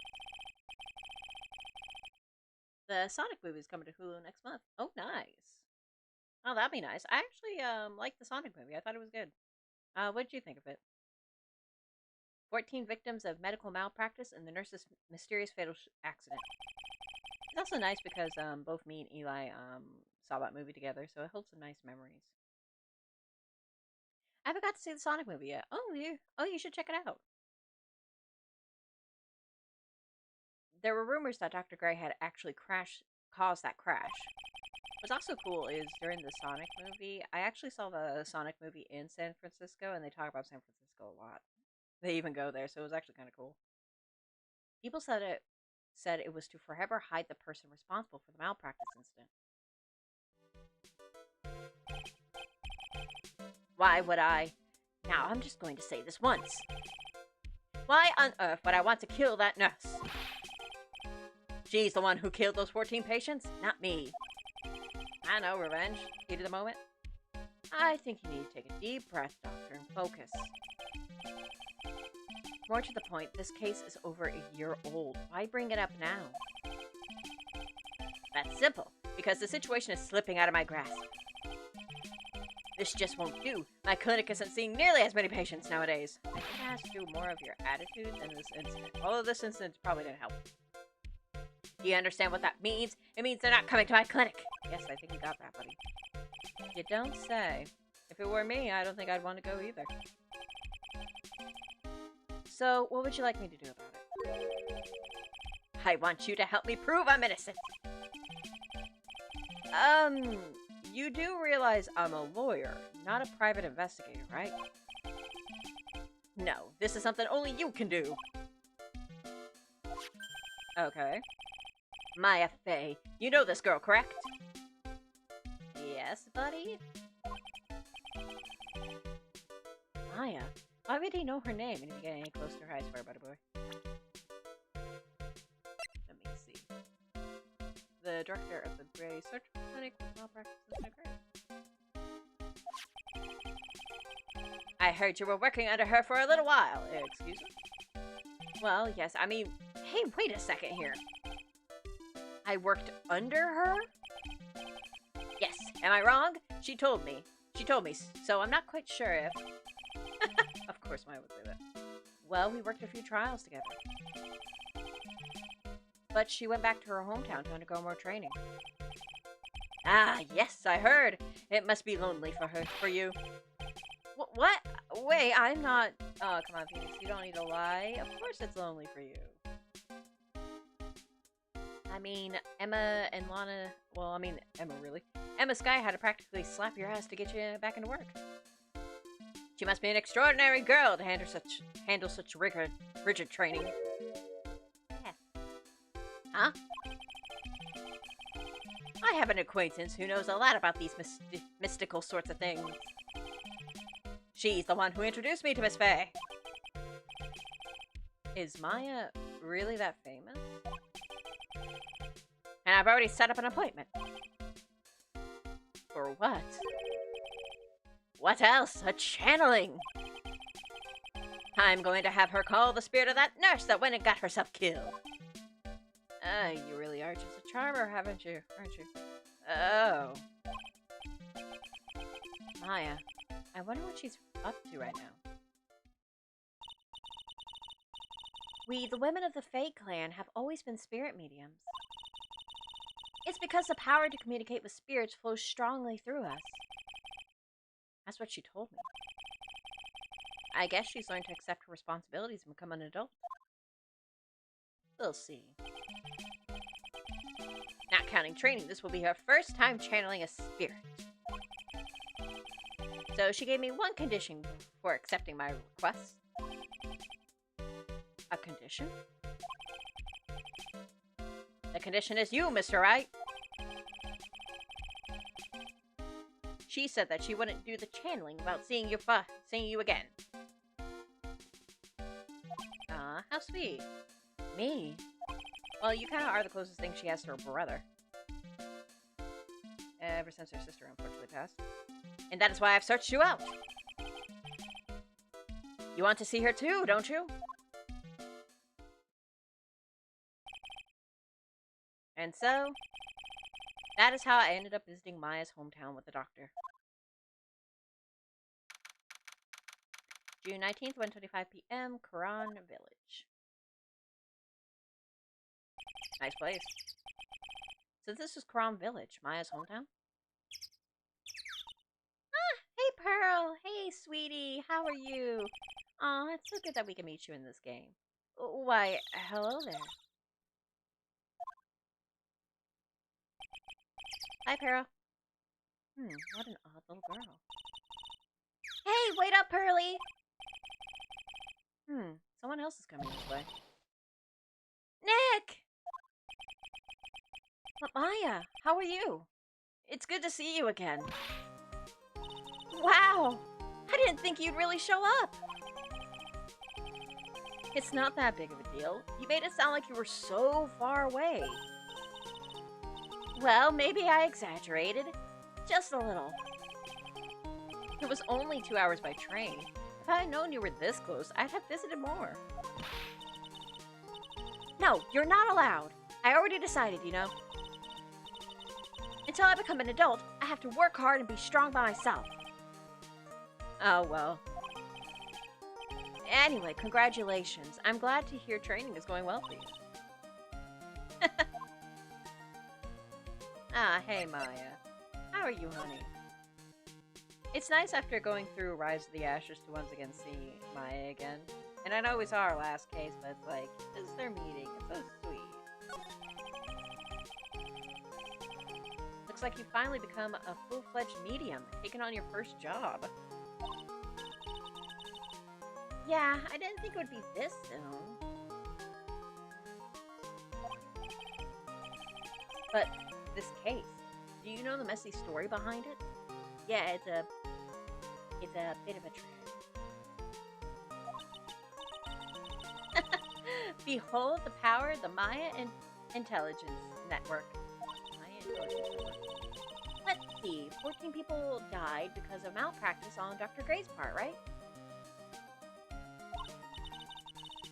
And to pin the blame on the nurse, he killed her in what appeared to be a car accident. Uh-huh. So what is this Maya Intelligence Network anyway? The tabloids. I knew it. That's what I thought. I'm just pulling your leg, Nick. What really happened is the exact opposite. I heard all about it from Dr. Gray. Oh, come on, Nick. I wouldn't take a crazed killer as a client. That's too scary, even for me. Sure, we'll just see about that, Maya. Yeah, I guess so. No. Still, though, Dr. Gray wouldn't be my first choice in clients. So this is your hometown, huh, Maya? Yep. Quran Village. But I've heard people call this place Medium Valley, too. Interesting. So everyone that lives here is a spirit medium? Pretty much. Most of my ancestors were too, I think. That's probably true, since the Fae ability to communicate with the dead is so strong. Actually, only the women of this village are mediums. So what do the men do? They usually work someplace outside the village. Huh. The girl earlier. Oh yeah, I wanted to ask you about that girl I saw earlier. Do you know her? Oh, you mean Pearly? Pearly? Pearl Faye, she's my cousin. Isn't she adorable? Just like yours truly. Cousin? Wait, then that means... Is she also? Yep, she's a medium too. Pearly's a real genius when it comes to channeling. I see. I hope I didn't scare her when I tried to talk to her earlier. Nah, it's not you. My aunt drilled it into her head that if a suspicious-looking person tries to talk to you, run away. Suspicious-looking? It's that spiky hair, Phoenix. Well, you're not wearing training clothes for starters. Well, that too. Of course not. Pearly is my aunt's most valued treasure, so she's not allowed to go outside the village, outside of town. She doesn't know much about the world outside of Cron Village. Aunt? Pearly's mother is my aunt, duh. Come on, Nick. Well, Nick, I've got to get going. It's about time for the channeling to start. Huh? Oh, yeah. I'm doing the channeling in my house, so come on in, okay? After I'm done, we can grill up some juicy burgers. Alright. Good luck, Maya. Thanks! Oh, great, now I have a hankering for a burger now. Well, at least she's still the same perky Maya. Alrighty, let's move on. June 19th, Bay Manor Meditation Room. Ah, Mr. Wright, I'm so glad you showed. Some nice weather we're having today. Aren't you happy? No, not at all. That stupid weather girl made the wrong call again. It will rain cats and dogs today, she said with a straight face. I can't believe they allow such misguided reports on the public airwaves. This guy had better not walk into a fast food joint, just saying. Looks like talk about the weather with this guy is just asking for punishment. But anyway, this is a splendid manor. No argument there. It's hard to believe that this is Maya's house, though. I was given a guide map to this building. Here, Mr. Wright, I have a copy for you, too. Guide map out to the court record. It's funny, too, because in the first game, Maya mentioned she was living alone, but in reality, she's actually looking for her aunt and cousin from the looks of it. Yeah, the trilogy wasn't, like, planned out from the beginning. I think they took it game by game. What are you going to do once the nurse's spirit has been called? Isn't it obvious? I'm going to have her write a signed confession. A signed confession? Yes, a confession. Pay attention. I'll have her write this. 1 year ago, on May 2nd, 14 patients died due to my negligence. There we go. Can't talk too fast. And then on May 24th, I fell asleep at the wheel and died in a car accident due to my further negligence. I'm sorry, and I apologize for being negligent. That's what I'll have her write. Sounds like an exhausting letter. Also, do you know any other word other than negligence? Of a confession, the rain falling on my soul can finally stop until people say that you forged that and attempt to get people to your clinic. Oh, I see. Maya. So how did you know about Maya? So how did you hear about Maya Faye? I heard about her from an acquaintance, a girl studying the occult at the college. That girl introduced me to this village. This is the home of the Quran School of Channeling. The home, huh? And Miss Maya is a daughter of the Master, I hear. Master? Also, these guys are sprites. Can you look any more evil? Anyway, do you see that door? That's the room where people and spirits meet. Huh. Miss Maya's aunt is in there right now. Would you care to meet her? That would actually be interesting. Okay, let's go and meet Maya. As aunt. Maya's aunt. There we go. Do 19th Fey Manor Channeling Chamber. Wow. It's such a strange atmosphere in here. These flickering lights. I guess they're candles. Yes, Phoenix, that's usually what flickering lights are. Good sir, who might you be? My name is Phoenix Wright. Oh, you must be that, good sir.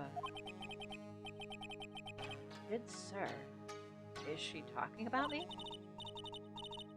You are a lawyer, are you not, good sir? I have heard much about you from Mystic Maya. Is that so? Mystic Maya? I am Mystic Maya's aunt, Morgan Fay. Nice to meet you. Why are you drinking candle wax, lady? Nice to meet you. Seriously, what is that she's drinking?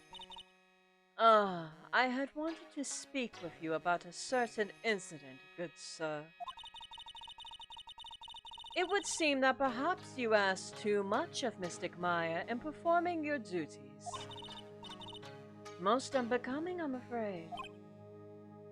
Huh? Don't tell me you have already forgotten. That was it not for Mystic Maya and her assistants, you would surely not have won. First a girl that runs away, and now an old lady who says I stink at doing my job. You are just great at those, half-ass complaints, aren't you? Maybe I become the poster boy for how not to make a first impression. Like, passive-aggressive. There you go. You're great at those passive-aggressive complaints, aren't you? The past is the past, though. Let us speak of the present now. Yes, let's. Thank you.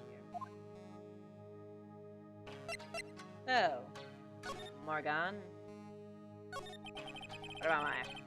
So, why do you add Mystic to Maya's name? Isn't that a bit strange? Good sir! Yes? Clap it to your pupils. How dare you be so rude and disrespectful towards Mystic Maya? I'm sorry? She must be addressed by her proper title, good sir. You must call her Mystic Maya. So about Mystic Maya,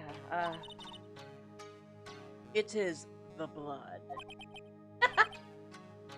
Well, that's disconcerting. Excuse me? The blood? Mystic Maya carries the blood of the Master. In actuality, she is the only one remaining. Since Mia died. Only one remaining?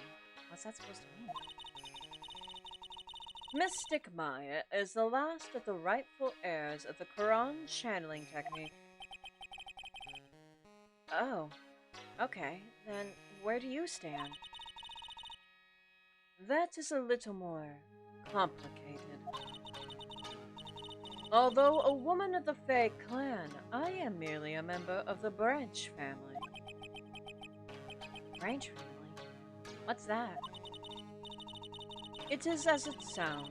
For a member of the Branch family, no matter her spiritual power, she can never become the master of the Quran channeling school. Oop, the Quran school, my bad. So, how strong are you? It is a shame. However, I will admit, I cannot even begin to compare the lowliness of my power to the Master's. So that's how it is. Okay, what about today's channeling then? Yeah, really picked a winner here. So today's channeling will be her first. Yes, good sir. Because the spirit of a person who dies in a traffic accident is usually very strong. It is usually easier to call that person to our world. Traffic accident, indeed. The channeling will take place here, in this channeling chamber, good sir. As you can see, I am in the process of preparing. Yes. So what about this chamber? So, this room is the channeling chamber? The place where a spirit medium speaks with those who have departed. I don't suppose you'd mind if we observed the session. Do not even think of such nonsense. Only the medium and the client may enter here. Oh. The secrets of the Quran techniques cannot be seen by just anybody. That never stopped Maya from doing it in front of me before. It is also for your safety, good sir, if something were to go wrong. That is why, while channeling is being performed, that heavy door is securely locked. Oh, that's what that lock is for. Oh, yes. I wonder if you have yet to meet Pearl, good sir. Stay the fuck away from her, is what she'll say. Pearl? She is an adorable, angelic young girl. Oh, that oddly charming young girl. She is my daughter. Now then, what was it you were about to say? What a cute daughter you have. A pure heart that knows not of the evils in this world is a powerful thing, good sir. Please refrain from affiliating with her, I request. Well, it's not like I had the chance to, anyway. I must insist and stress that you not let it occur. Okay, I got it. Don't go near the child, I got it. Oh, okay. Now we can move out of the meditation room and let us go and explore more of the mansion. Winding Way. June 19th, Fay Manor, Winding Way. Wow, this garden is really breathtaking. Someone put a lot of love into it. What is that over there? Is that an incinerator? It looks a little out of place in a garden like this. And a jar. A huge ass jar. It's a really old urn. The ashes of a person long dead are inside. It looks like something with a long history. Other than that, it's not very interesting. So, time to move on. Let us move into the side room. Hello! Is there a person in here? Wake the F up. So, this is the side room. Looks like it's more of a break room. Have you watched any new movies recently? Not recently, no, not really. Yeah, like I said, I've been watching an anime, Captain Tsubasa, but that's about the only thing I've watched so far. I've also been playing a lot of video games. So that's what been my main focus. Again, the game I've been playing is this one. I've never seen Captain Tsubasa. It's pretty good. I've been enjoying it so far. It's a soccer anime. It's the closest thing I'll ever get to actually seeing sports. So this is the side room. Looks like it's more of a break room. What have you been seeing lately, CC Takato? Anything interesting? There is bedding spread out on the floor. Looks like someone's sleeping in one. I shouldn't disturb him. Says you. Time to kick him. Hey, wake up. Hey, you! Hold on now. This gal's got a few questions to ask. Huh. I'm sure I've heard that southern accent somewhere before. Well, I'll be. It's Mr. Phoenix Wright. How y'all been? Haven't seen you in what, a year? Not any movies, but I've been watching the anime Spice and Wolf. Oh, I hear Spice and Wolf is good. I hear that's good. I haven't watched it myself, but I hear it's classic. How you been? Haven't seen you in what, a year? Oh, I read that already. You are, a lot of hair. A lot of heart. Where are you again? It's great to see you. You're a lot of heart, right? Bingo! I'm the one and only paranormal photographer, Lotta Hart. So I guess you're still at it, being a photographer. It's very good. You should also check out Kuroko Basketball, which has a dub now with the first season on Netflix. Oh, it's on Netflix? Yeah, I got into Kuroko's Basketball like some time ago. I even got the first volume of the manga. So I'll have to get back into it using Netflix. Thanks, CC Picado. Like I said, sports anime is the closest I'll ever get to actual sports. Of course. And today, I'm gonna get myself a real scoop. You wait and see. Oh, that's right. This ain't no time to be wasting time. The channeling's about to get started. Is it that time already? We all should hurry up and get to the meditation room. I'm sure you've also read all of the Kuroko Basket CC Takata, please don't call me out here. I might have perused a little bit. I ain't naming names though.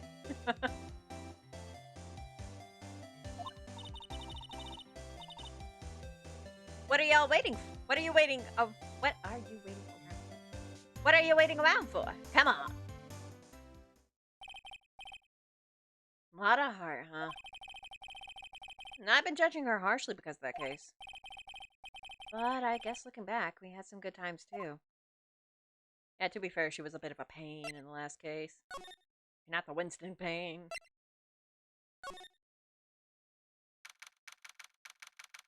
June 19th, Faye Manor, Meditation Room.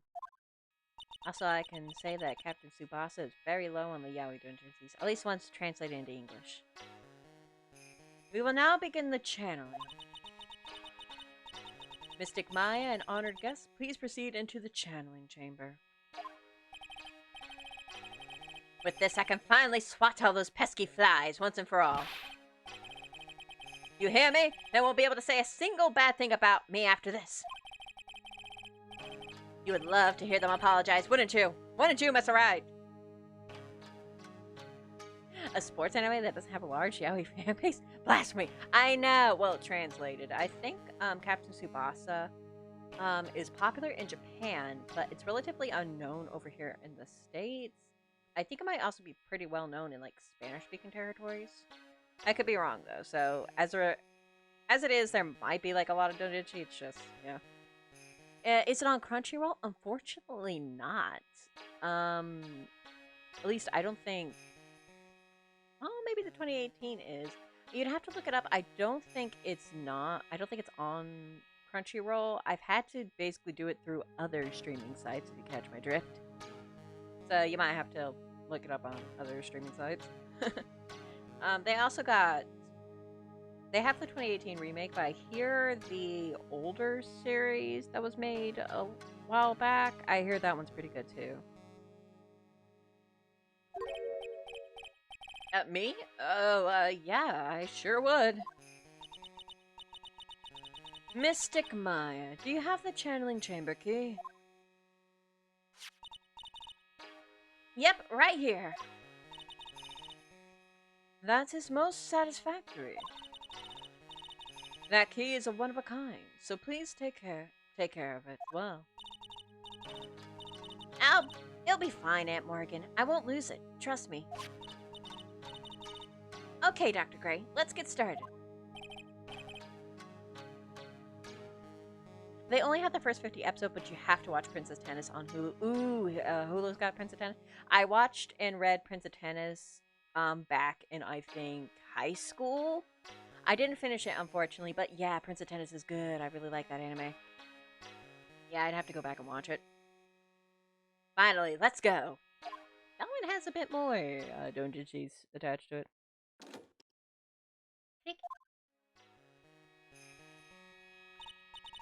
They have all the dubbed episodes. Oh, okay. Nice.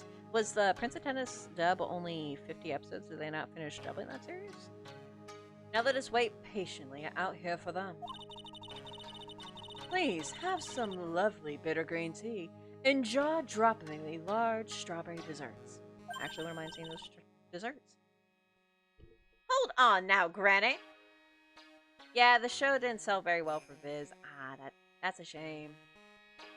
I assume it's probably another one of those, like, did very well in Japan, but not over here kind of shows. Hold on now, Granny. Granny? How come we ain't allowed in that room? But Viz still has to write those episodes. Oh, okay. So if there's ever a resurgence in the future, then we'd have to rely on Viz to get another dub going. I see. Or to get it released on anything.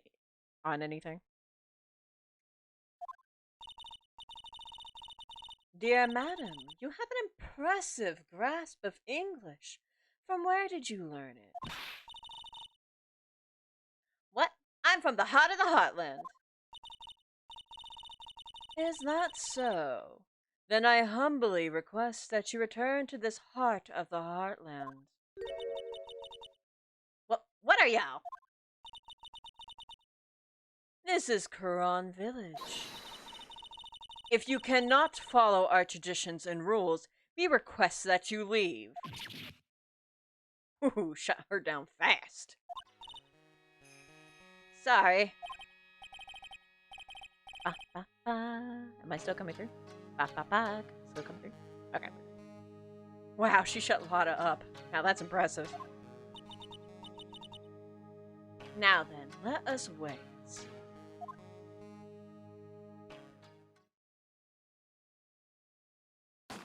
Would anybody like to join me in a rousing game of Scrabble? While we wait. Bang. They also have the live-action Chinese drama series of Prince of Tennis on Netflix, but I don't know if it's any good. That one I haven't actually heard about. I know that Prince of Tennis had like a stage show or a musical or something like that. That's not that surprising considering how Japan likes doing that a lot. But yeah, I don't know. I don't know if I'll check that out. Maybe I'll get curious and like check out an episode or two. But usually I like watching sports anime because you can get really exaggerated with it. And it's like a lot of fun that way, you know? Hey now! What was that just now? It came from inside the channeling chamber. Prince of Tennis is the original free. Yeah, unfortunately, it didn't get the same success as free. Or am I thinking of... No, I'm thinking of like the swimming anime, ain't I? Freeze, the swimming anime. And yeah, if that's what I'm thinking of, like that one like blew up. Oh, I gotta watch that one too. Hey, that's a gunshot. Excuse me? I've heard that sound before. It's a gunshot. I'd bet my afro on it. That's a hefty afro. But Maya's in there. Yeah, Free is a swimming show, but I remember Prince of Tennis had a lot of yaoi shipping back in my late high school days. Oh, so that's what you mean, that angle. Yeah, that doesn't surprise me at all. It's what happens when you have mainly like a main male cast and they all do bonding sessions and stuff like that. It's like sports anime is like catnip to yaoi fans. Well, Mr. Loyal, what's the plan? What else? We're going to break in. What? But there's only one key, and that kid's got it. Oddly enough, too, Captain Tsubasa doesn't have a lot of fan fiction either. Like on Archive of Our Own, there isn't really a lot. Even in like other languages, it's very minimal. I was actually kind of surprised by that. We're going to have to break the door. Is that all right, Miss Faye? Again, it might again, but Captain Tsubasa probably just caught on in like certain countries. So if other countries have their own specific like fan fiction websites aside from Archive of Our Own, maybe you'll find more there. But yeah, I think Captain Tsubasa is popular in Latin America. Yeah, I think so too. I think it was actually called something else too. Don't quote me on this, but I think in Latin America it was called something like Benji and Oliver instead of just Captain Tsubasa. So if you look that up, you might come across some searches. I know that one character in Captain Tsubasa, Genzo, that's his name in Japanese, but I've heard some fans call him Benji on like Tumblr and stuff. So maybe that's what he's known as in Latin America. Well, yes, but there is one matter. That is, don't try to stop me. You can send the repair bill to the Right and Co. law offices later. Yeah, now that's what I call being a man. Oh, be still my beating heart, Phoenix breaking into her room. It never gets old. To Dr. Gray! Excuse you?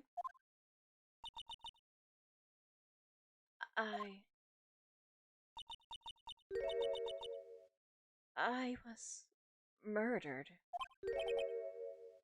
Maya? That man murdered me. So I killed him. What? Again, excuse you? Lotta, at a time like this, times like this are perfect for snapping up shots. But anyway, what's going on here? This gal, is she Maya? Step away from there. Please leave this area to me. Go quickly and inform the police. But... Hurry, before there are more victims here. Hey, let's go, city boy. Leave this to the granny. And a murder has just occurred. We got the setup now. Wrong. My cell phone doesn't get reception way out here.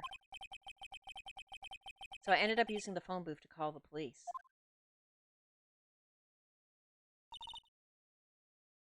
And? They're on their way.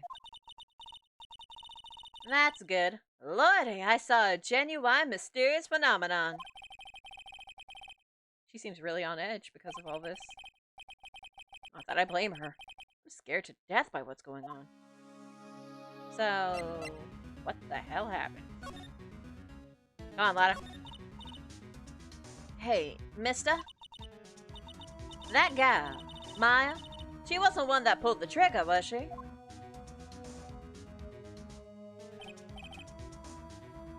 Oh, yeah.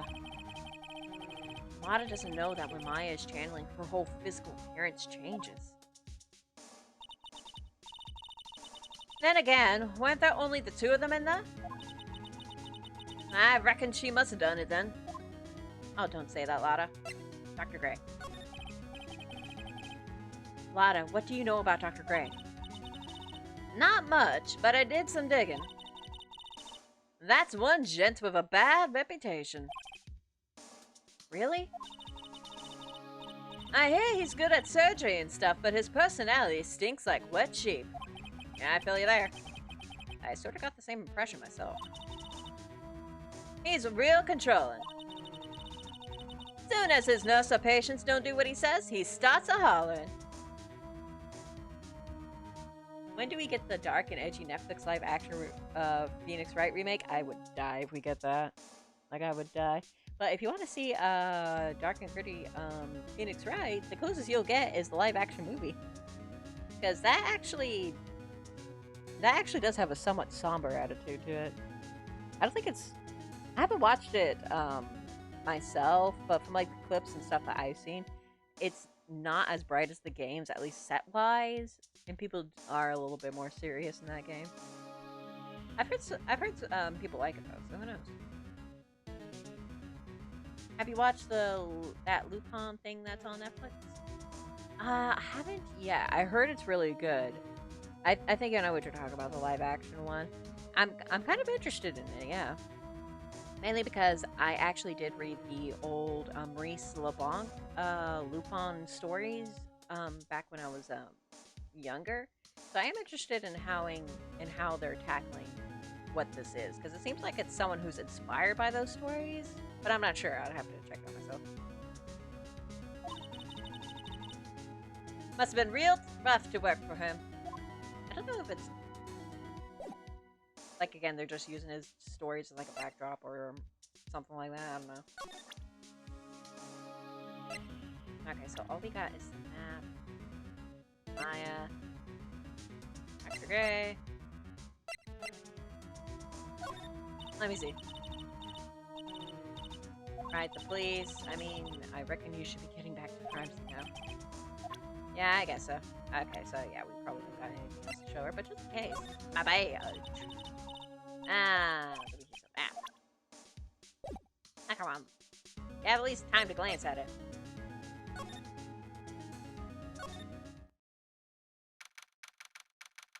June 19th, Fay Manor Meditation Room. Ah, Mr. Rhines. Miss Fay, how's, Mystic Maya? She has returned to this world. The spirit severing technique was successful. Why do I feel like that's an Inuyasha move? Let me see her, please! She is still unconscious. I humbly request that you wait outside for her recovery. I guess I'll just have to wait. Also, I have not watched that new Inuyasha thing. I actually used to watch Inuyasha back in middle school. A friend of mine got me into it. The police are here! Sorry to keep you waiting. Huh? You again? What are you doing all the way out here, Detective Gumshoe? It's actually kind of funny. I was in the area for a business trip, pal. Well, time to check out the crime scene. That's the closest of a vacation you'll ever get, Gummy. I'm just staying out of the Inuyasha controversy. There's a controversy? I didn't even know that. I'm almost curious to ask what the controversy even is. Like, did the new series do something? I don't know. I have to question everyone here later on. So just sit tight, alright? Does it have to do with another voice actor? Please tell me it doesn't have to do with another voice actor. Why is he grinning at me? Oh, it's about to show. Oh. Please tell me they didn't confirm it was the little girl that he looked after. Please tell me it wasn't her. Because if so, it's like, why is he grinning at me? Shall I show you to the scene of the crime, Detective Jim Shoe? That's hilarious. Yeah, I was hoping if Shishomaru was like, yeah, it was red. Ah, gosh dang it. I was hoping, like, they would just say it was somebody else and, like, not even, like, reveal who the mother was. You know what I mean? Like, just kind of keep it as unimportant, but make it obvious it wasn't Ren. Ah, yeah, I'm staying out of that, but it's like, that's squeaky. That's real squeaky. My name isn't Jim Chu. The two of them went into the channeling chamber. I guess all I can do for now is see what everyone else has to say.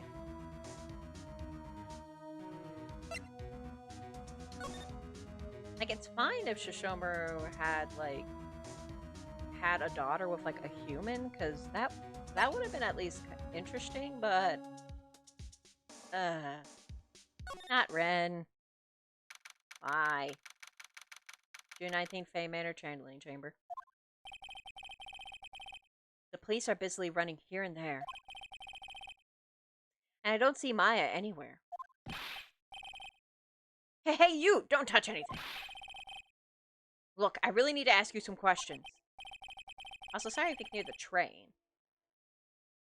Don't look at me like I'm some sort of uncaring jerk. Tell you what, pal. I'll let you ask me a few questions, alright? I mean, this does involve Maya, buddy boy.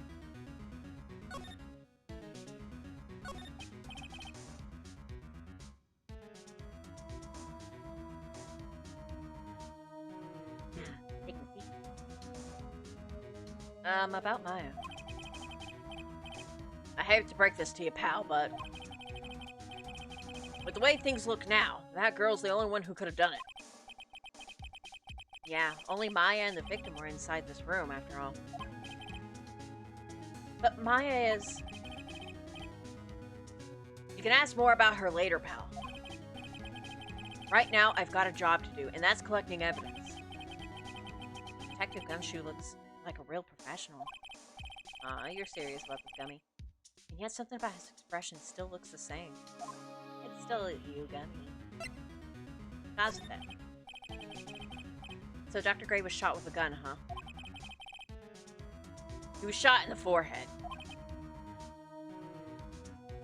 Clamp just wrote the age gap teacher out of the Cardcaptor soccer sequel and pretends he doesn't exist. Oh, there was that thing? Okay, that's probably for the best. Yeah. I remember, like, a lot of people on Twitter is like, can we just stop with the whole, like, teacher-students, like, romance thing, especially in, like, fiction and involving teenagers? And I'm like, that's fair. That's fair.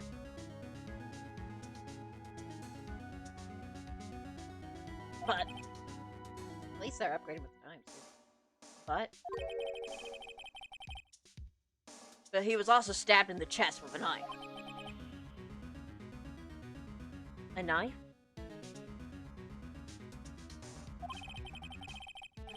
Basically, the Vic was first stabbed, then he was shot. Ouch.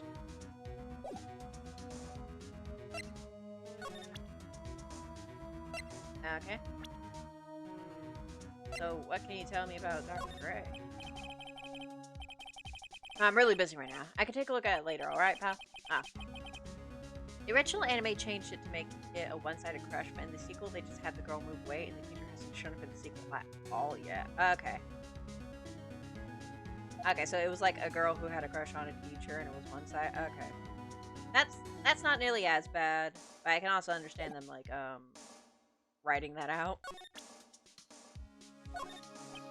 Bye-bye. I'm really busy right now. Okay, so I think that's all we can do with Gumshoe, so I'll have to...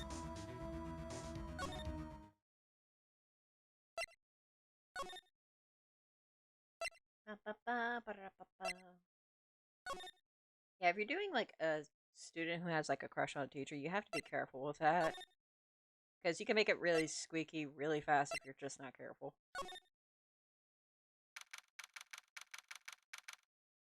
June 19th, Bay Manor, Cyber. I'm pretty sure there was someone sleeping here earlier. Like, how can I help you? Ah! That is I. Like, so, isn't it about time to start? Huh? Time to start what? You know, like the channeling? Channeling? You're a little late, sweetie. Oh, no, actually, the situation has kind of changed. Huh? Like, what do you mean? Please stay calm, but there has been a murder. So, like, a murder is that thing where, like, one person kills another, right? Yes, sweetie, that's exactly what a murder is. Yes, a person has killed another person.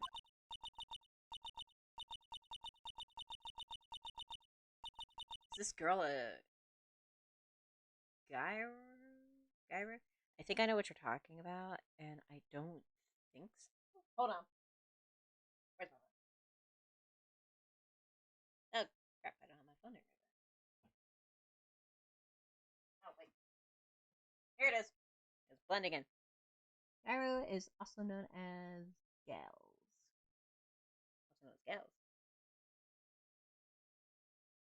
Also known as Gals.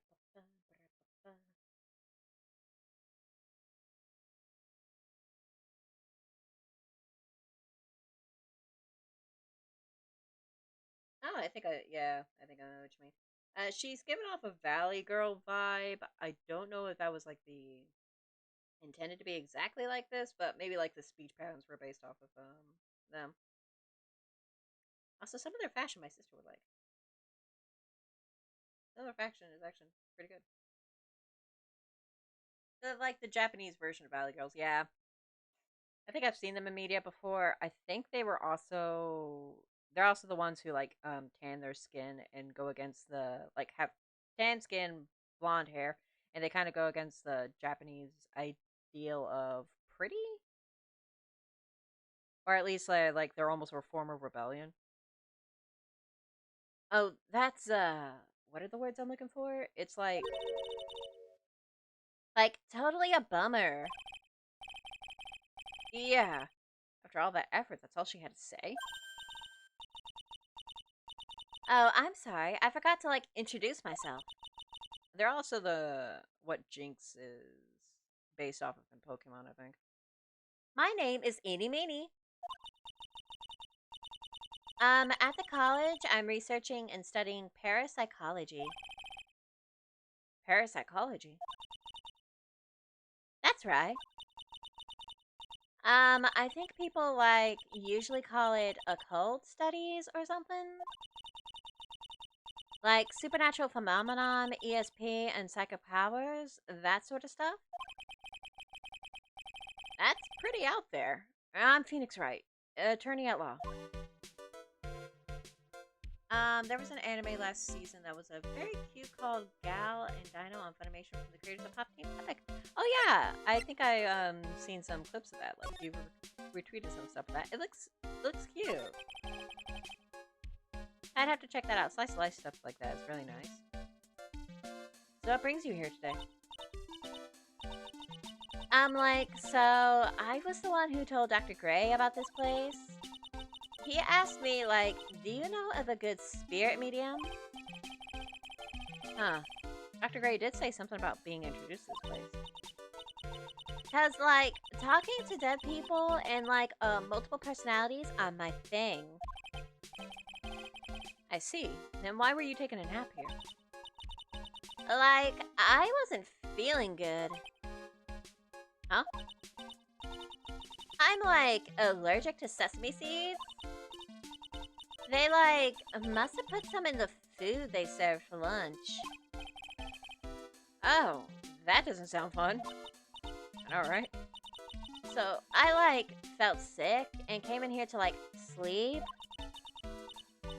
I totally feel like I've wasted my time because I, like, slept a long time. Oh, I hate that feeling. Whenever you take a nap and you feel like you just wasted time.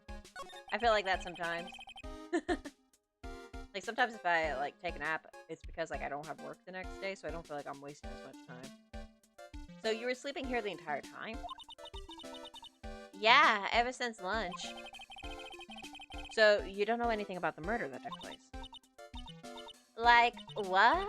Oh, that. I, like, totally know nothing. Why does that sound fake? So, who was, like, you know, killed? The surgeon that requested the channeling, Dr. Gray.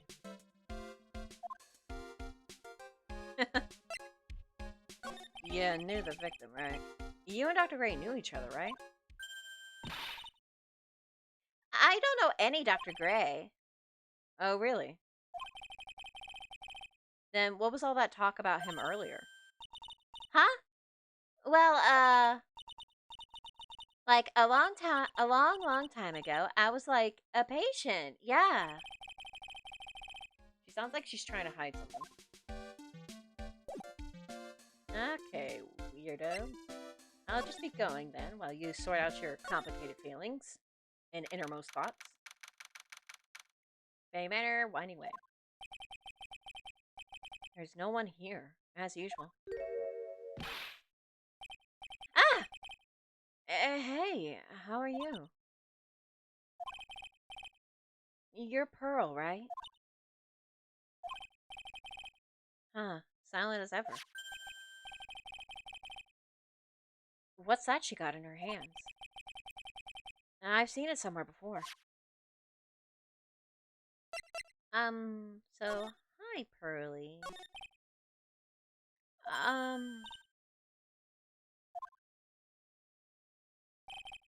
Come on back, Pearl. Come on, we won't hurt. What is it? Is it my hair? Is it too spiky? Not spiky enough?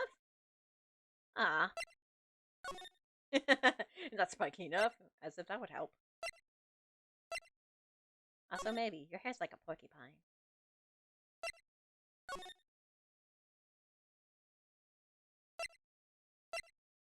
Okay, so I think we've gone just about everywhere. Here we go.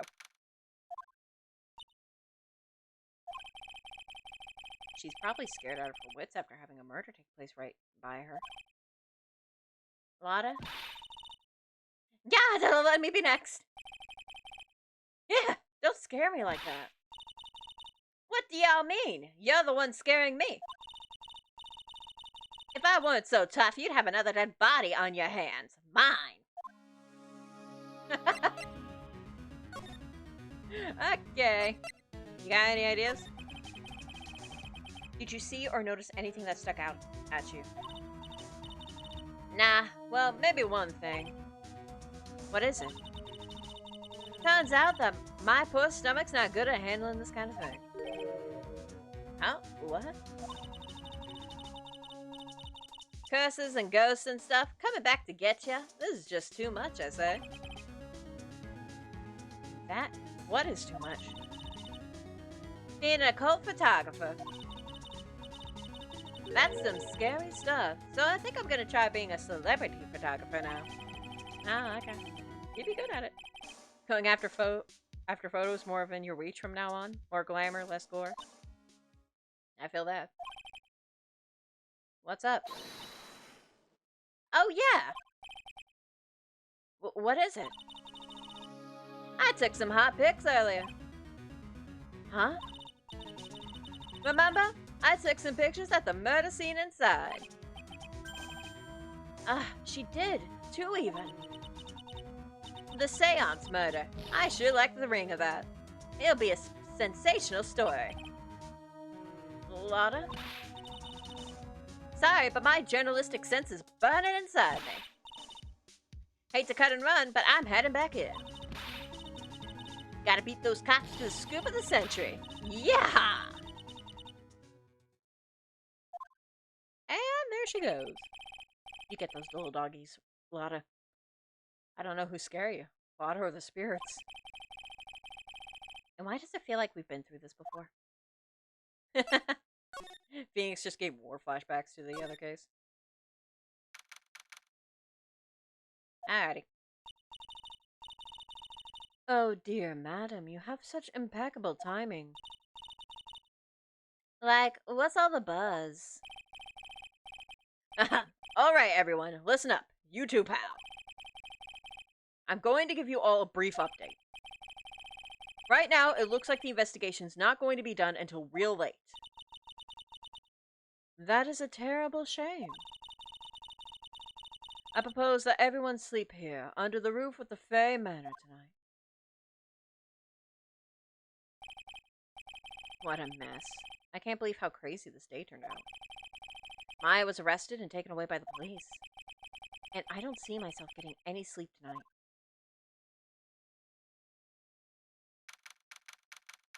June 20th, 8:02 a.m., Fay Manor Meditation Room. Morning. I guess I must have nodded off at some point. I hope Maya's okay. I should hurry and get to the detention center ASAP. June 20th, 10:34 a.m., detention center, visitors room. Nick! Nick! Maya! What am I going to do? I never imagined it would turn out like this. Calm down, Maya. Take deep breaths. Oh, poor Maya. Come to think of it, the first time I met her, it all started right here, in this detention center. I finally get to see you again. And it's not your fault. You didn't do it. No! I did it. I killed that person. But that wasn't you. Doesn't matter. It might as well have been me. I was too weak, and I couldn't control the spirit's power, so... I don't want to bring up the case quite yet, but... You don't have to be nice to me. I understand. Oh, Maya, sweetheart. Baby girl, you did not do anything wrong. So you're the master, something of the Quran school channeling? Actually, my mother is for now. But since that title has passed from mother to daughter, I guess I will be someday. But many people think that channeling isn't real, that it's all just an act. You believe in us, don't you? Well, of course. Yeah, because I've seen it with my own eyes. Amaya's channeling a spirit. Not only her voice, but her whole physical appearance changes. It's a supernatural phenomenon that occurs every time.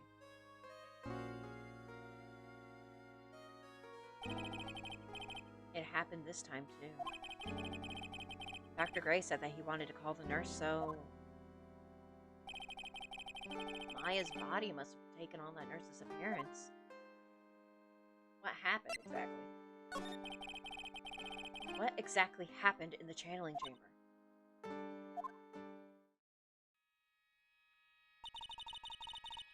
I went into that room with Dr. Gray, locked the door, and sat down across from him. Okay. We closed our eyes and I began the channeling. This is sounding kind of creepy at the beginning of a scary story. And that's the last thing I remember. What? After a spirit comes into my body, I lose myself, my consciousness. And you don't remember a single thing? When I came to, I was being held in my aunt's arms. And there was blood all over my clothes. Huh. Oh, but I do remember having a dream. A dream? What did you dream about?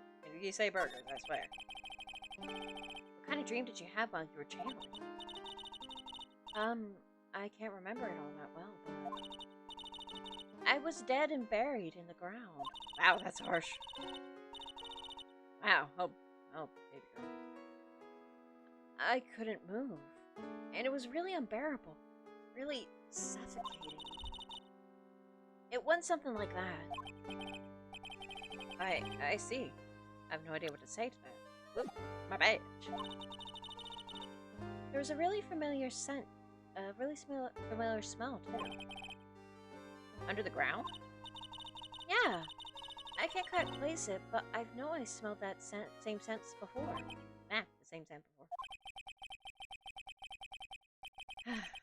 I guess this is about all the information I'm going to gather for today. I'll be back later, Maya. In the meantime, please make sure you're prepared, okay? Huh? It? What is it? The document requested me to be your attorney, of course. Huh? But... What's wrong? Are you sure? I mean, I'm guilty. I'm a murderer.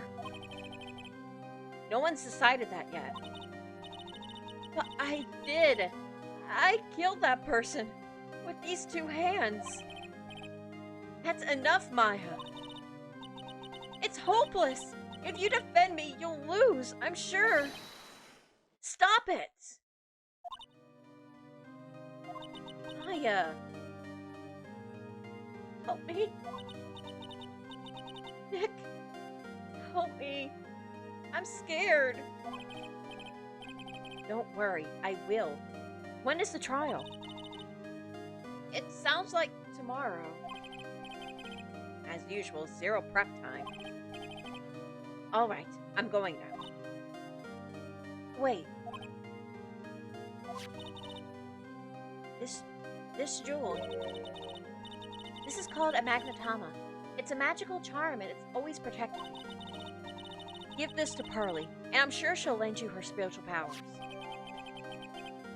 Alrighty, slightly translucent. It's small, but it has a deep, profound aura about it. Sorry about that. I kind of got into that dialogue. Oh, Betty. Sorry for that. Oh, wait. Is there anything else I need to talk to you about? Okay, no, we're good. Oh, Betty.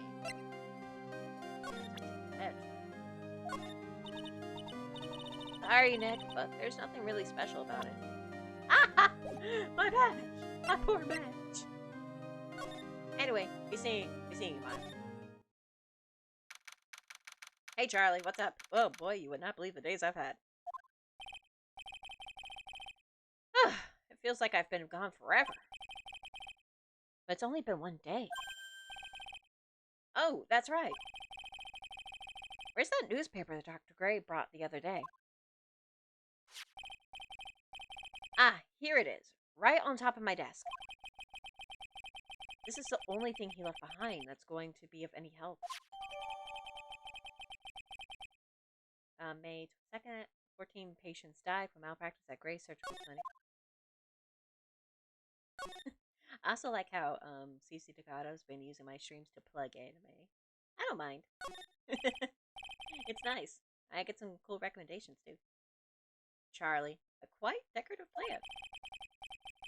It's a memento of my boss, Mia, who passed away. The rest of the room may be in shambles, but I always manage to care for this little fella. Aw, that's so cute. It's so heartwarming. Alrighty, back to Quran. June 20th, Quran Village.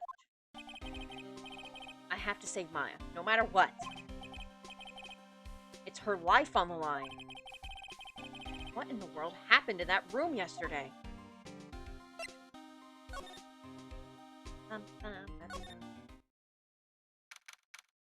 Alrighty, June 20th, Fay Manor Meditation Room. The meditation room nurtures all mediums, young and old. Even mediums in training, I'd wager.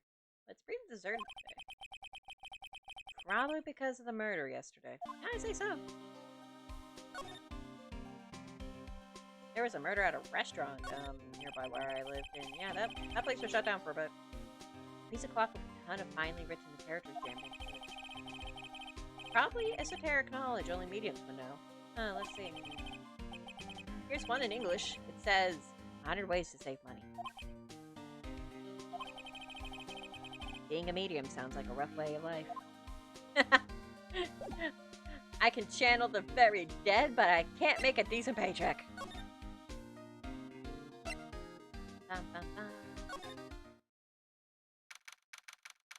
Alrighty, June 20th, Fay Manor Channeling Chamber. It looks like Detective Gumshoe isn't here today. I should take this chance and thoroughly check this room. If I'm lucky, I might uncover a clue or two. Ah!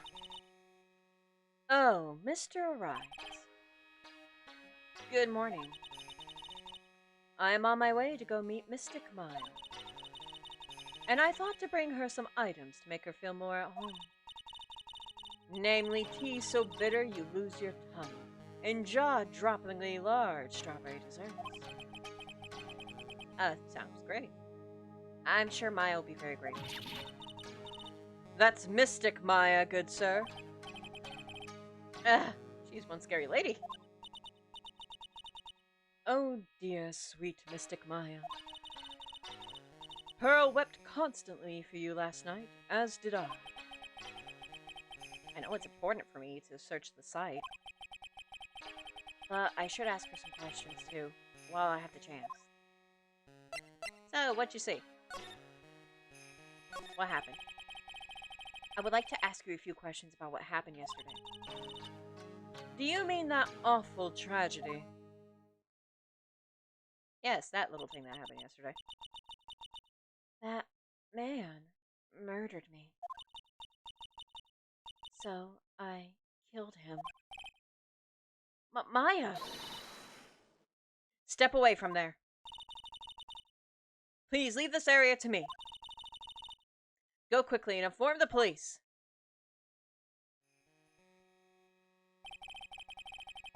What happened here in this room after I left? Well, first I struck Mystic Maya on the head. To make her go unconscious, correct? That is correct. Next, I perform the spirit severing technique. Spirit severing technique? The spirit of that nurse was inside of Mystic Maya's body. I used the technique to send the nurse's spirit back to the other world.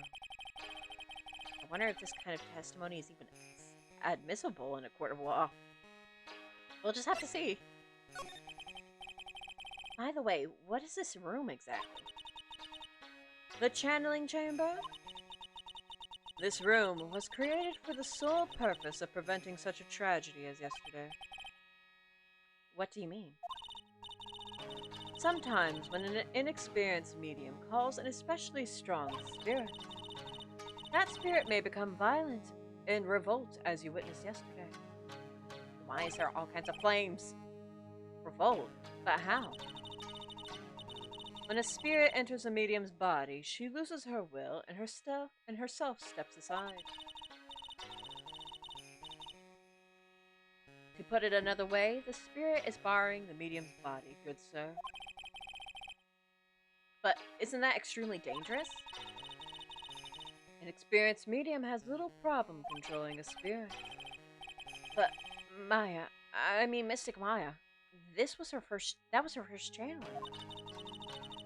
And that is why I insisted on locking the door. However, I never thought that that would be calling danger upon the client himself. What'd you think? I am grateful that one of our heirlooms was not damaged in this horrific incident. And that would be that folding screen there. It is the Quran's sacred writing. Along with the Quran's sacred urn, they are this village's most treasured possession. If I ever found out that something had happened to either one. Oh, the humanity. I'd prefer to be worrying about the folding screen at a time like this. That wasn't her niece just about murdered. I guess this isn't just some dilapidated old screen after all. So, how's Pearl? How is Pearl today? Mr. Right? Yes. In this world, Pearl is my most treasured possession. When compared to even Mystic Maya, Pearl has the spiritual power to become a master. That's very impressive. Until now, the women of the Branch family have thought themselves to be inferior. But Pearl is different. Her spiritual strength is so great. It's even greater than some of the main family. Yes, Pearl is a channeling prodigy, and is the pride of the Branch family.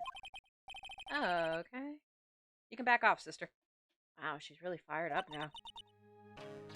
In any case, our world is so different from yours. Perhaps it is best for you to quit, good sir. Are you asking me to quit lawyering? Quit? Quit what? I don't like you, lady. You're a little too passive-aggressive for my taste. Anyway, what about the screen? There is some empty space behind the folding screen. The light of the candles can't reach back there, so it's completely dark. I hope no one is hiding back there. Scary. It's a beautiful and expensive folding screen. Also looks quite old. There seems to be some sort of sacred text written on it, but I can't read it. This is... It's a hole. Could this have been made by bullet? Alrighty. Well then, I do believe it is time for me to take my leave. Alright. Please tell Maya I said hi. What was that? I mean, Mystic Maya. I will tell her. Alrighty. Let us move. Because I think all we had to do is check out the folding screen. If not, we'll come back. I think they're like little clues to help you along. Buddy, June 20th, Fay Manor, anyway. Little Pearl isn't here today. Maybe she's at school? Oh. Oh, buddy. Examine Cyber. Hey, Boxy. Fay Manor, Cyber. Oh, hey, like, you're that guy from yesterday. The, dentist guy? Excuse you? No, I'm a lawyer. Phoenix has spiky hair. How can you not remember him? That's right, Mr. Smith Esquire? That's right. Wait, I mean, you're wrong. My name is right. Smith, right? Well, I got like 3 letters at least. I don't think she gets the point. Anyway, oh, I almost gave Phoenix that accent. Anyway, why are you here? So, like, I study this thing called parapsychology at this college, and, you told me about that yesterday. The sesame allergy too. What I'd really like to know is why you're still here today. Oh, so, like, that's what you meant. Like, you should have been, like, more clear about that. So sorry, my bad. No, it's okay. Like, it's really... You guys finish that, sister? That's it? Why'd you stop mid-sentence? Did I? So, like, what was I talking about again? Your treasure, you know that?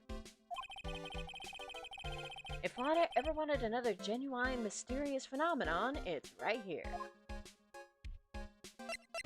Alrighty, sister. Any new information?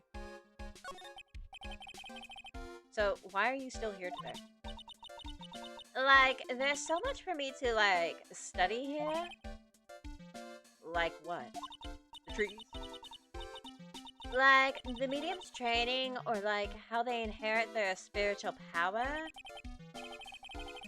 I suppose.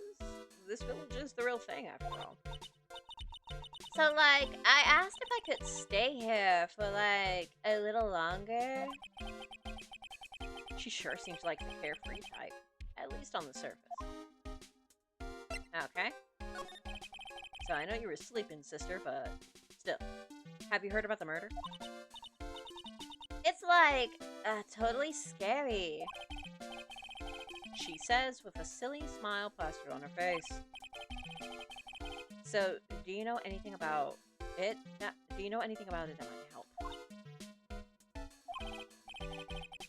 Somehow, I don't think she has a grip on reality, let alone what's going on here. Okay, can you tell us anything about the victim? About the victim, Dr. Gray. I don't know who you're talking about.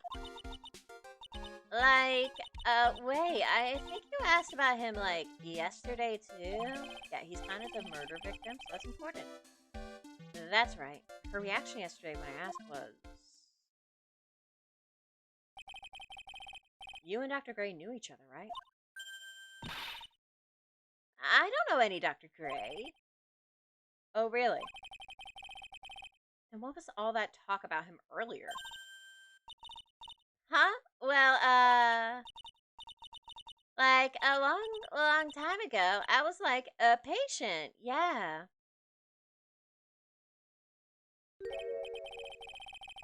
Okay, she is definitely hiding something from me. Like, is something wrong?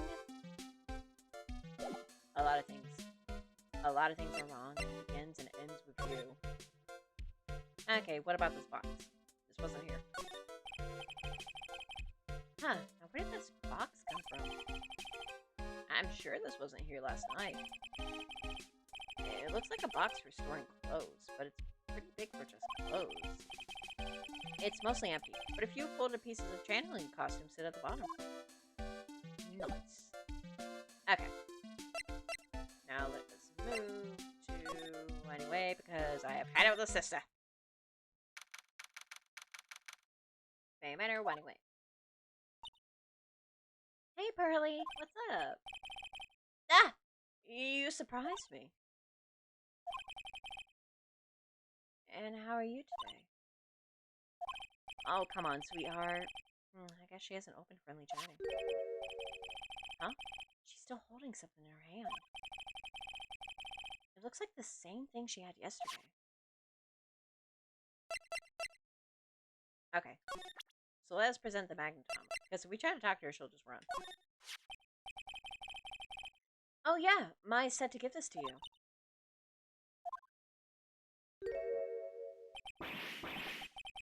Ah! I'm in trouble now.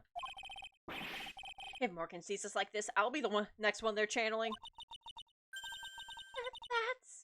That's Mystic Maya's. Huh? She actually spoke. Who are you? I'm Phoenix Wright. I worked with Maya. You worked with Mystic Maya? You're Mr. Nick, right? Excuse me? I bet I know who she picked Nick up from. I know who you are. You're Mystic Maya's special someone. But what? What? So then, of course. You're going to help Mystic Maya, aren't you? That's what you're going to do, right? Well, yeah, I will. Oh, wow. It's like a beautiful fairy tale. That earnest look shining brightly in your eyes. It must be true love. What? Why am I being boiled into a bright red lobster by this little kid? I'm so jealous of Mystic Maya. Aw, what a wonderful relationship. Wait, I mean, we aren't, things aren't like... I can tell you're a good person. Alright, Mr. Nick. I may be small, but I'm going to help you in any way I can. So, I'm actually kind of a bit surprised I was able to pull that voice off. I just pulled that out of the ether. It's a little tough on the voice, but a little tough on the throat, but I'll be fine.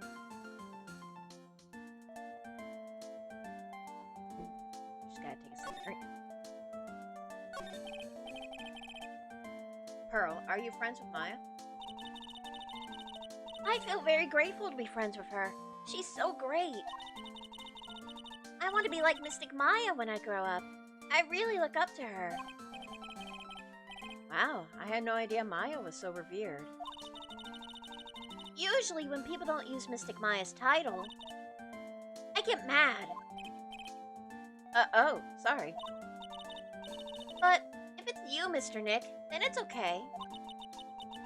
Because you're special to her. Where in the world did you get an idea like that? By the way, this may be rude, but which channeling school are you from? Which channeling school? Yes, for example, I studied the Quran technique. We are not a channeler, sweetie. Or have you only heard that women are strong in the village? Ah, I get it. No, I'm a lawyer. A lawyer. Lawyer? Yep. Is that related to spirit mediums in any way?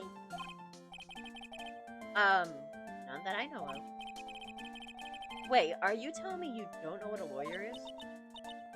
I'm sorry, but I have no idea. Maya did say Pearl doesn't know much about the outside world. The item in your hand.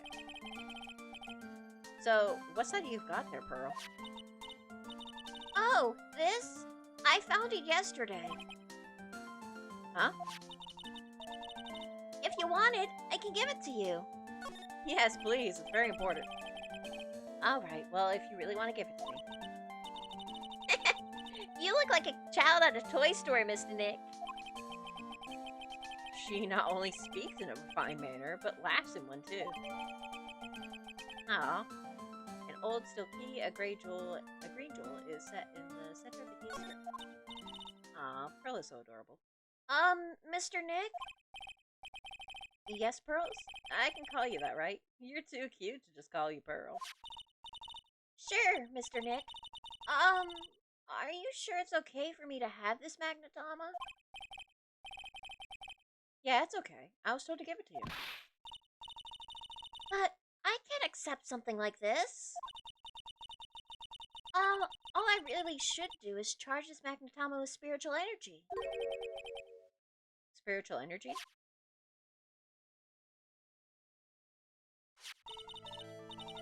Please, take this. I'm sure it'll be helpful.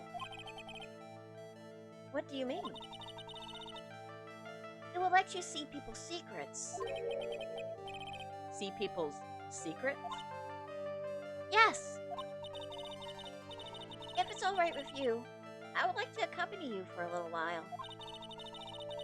I can explain the magnetoma's power to you when we meet someone hiding a secret. Alrighty. So the one who's hiding the secret is Eeny Meeny, but I want to see if we can go back to this room. Alrighty, June 2nd, Fay Manor, meditation room. Here we go. Hey, it's you, pal. So you're going to be her lawyer, I bet. Absolutely. Yes. She's been watching that Jennifer Love Hewitt show if she thinks lawyers are associated with mediums. Too much of that. Yeah. Oh. She's just a little sheltered little girl.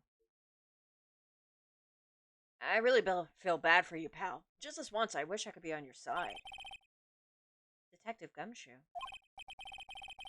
Yeah, but I shouldn't be saying that kind of stuff to you. Hey, you're a cute kid. I know, right? I'm not scary, honest. I guess you get scared by... I guess little kids, get scared of Gumshoe. Oh, I never knew Gumshoe liked kids. Hey! Hey, I know. I'll show you something cool. How's this? It's a real genuine pistol. Detective Gumshoe! What are you doing showing her something that dangerous? Oh, sorry. Get a grip, man. Anyway, you got some dirt for me? What about Maya and the charges against her? I don't think you can win, pal. If you're talking about proof, we got a few pieces. You've got proof?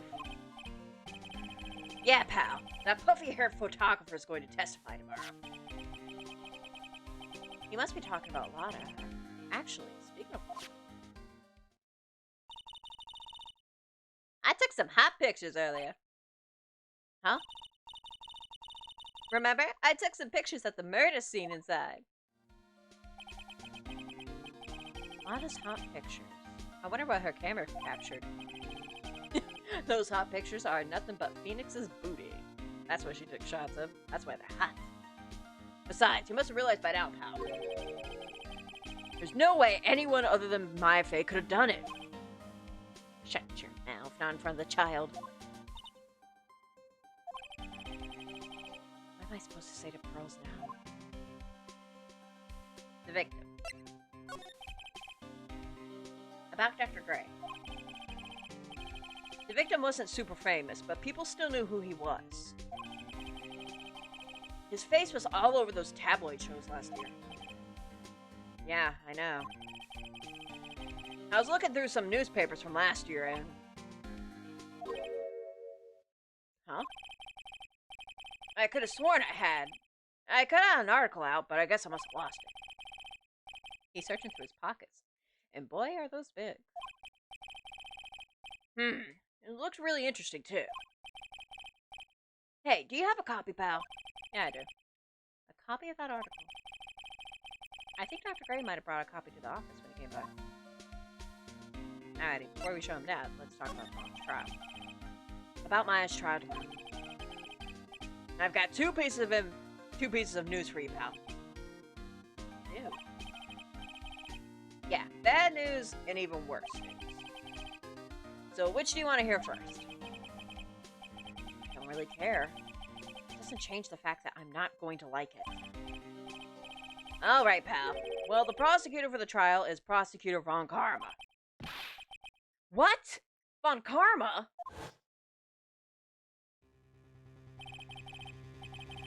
Manfred von Karma? He was an awe-inspiring veteran prosecutor. He never lost a case in the 40 years of his career, and he raised a fearsome disciple. The horrible aftertaste of the evil he force-fed me is something I'll never forget.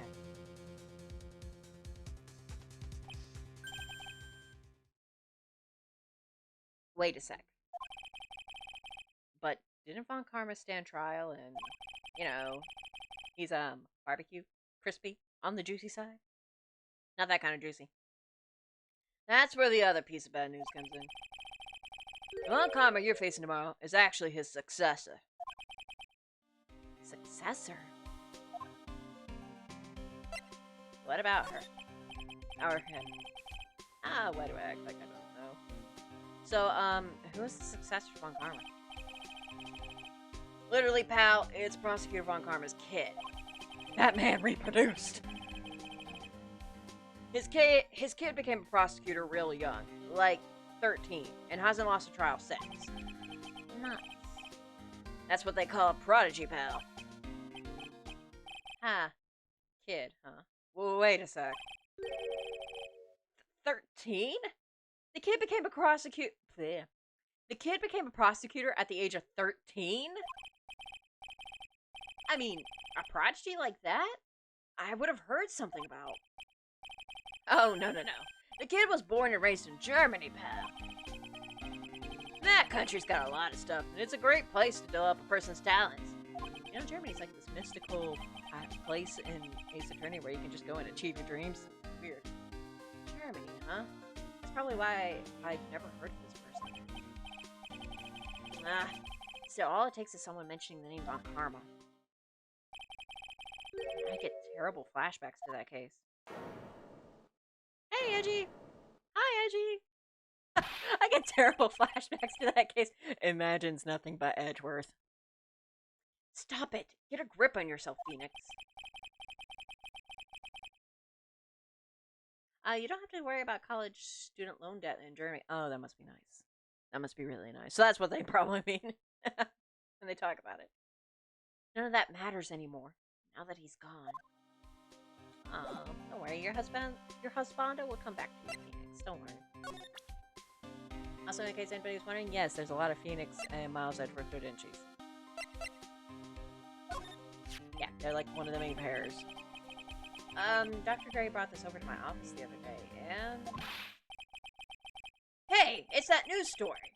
The one about the malpractice suit. 14 patients died, and it caused a huge stink. Yeah, but that's not all, pal. Things only got worse after that. What?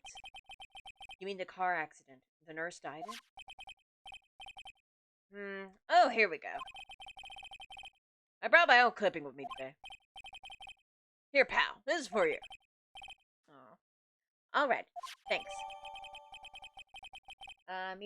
Mining nurse at Gray Surgical Clinic died after falling asleep at the wheel. Gruesome. Okay, so let's check that.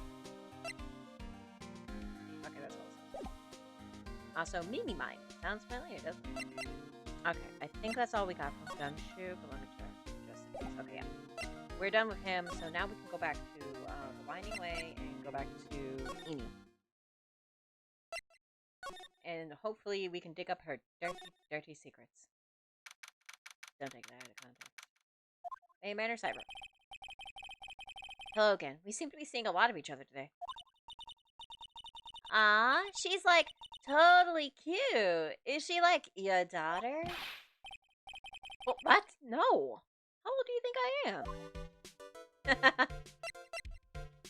You never know.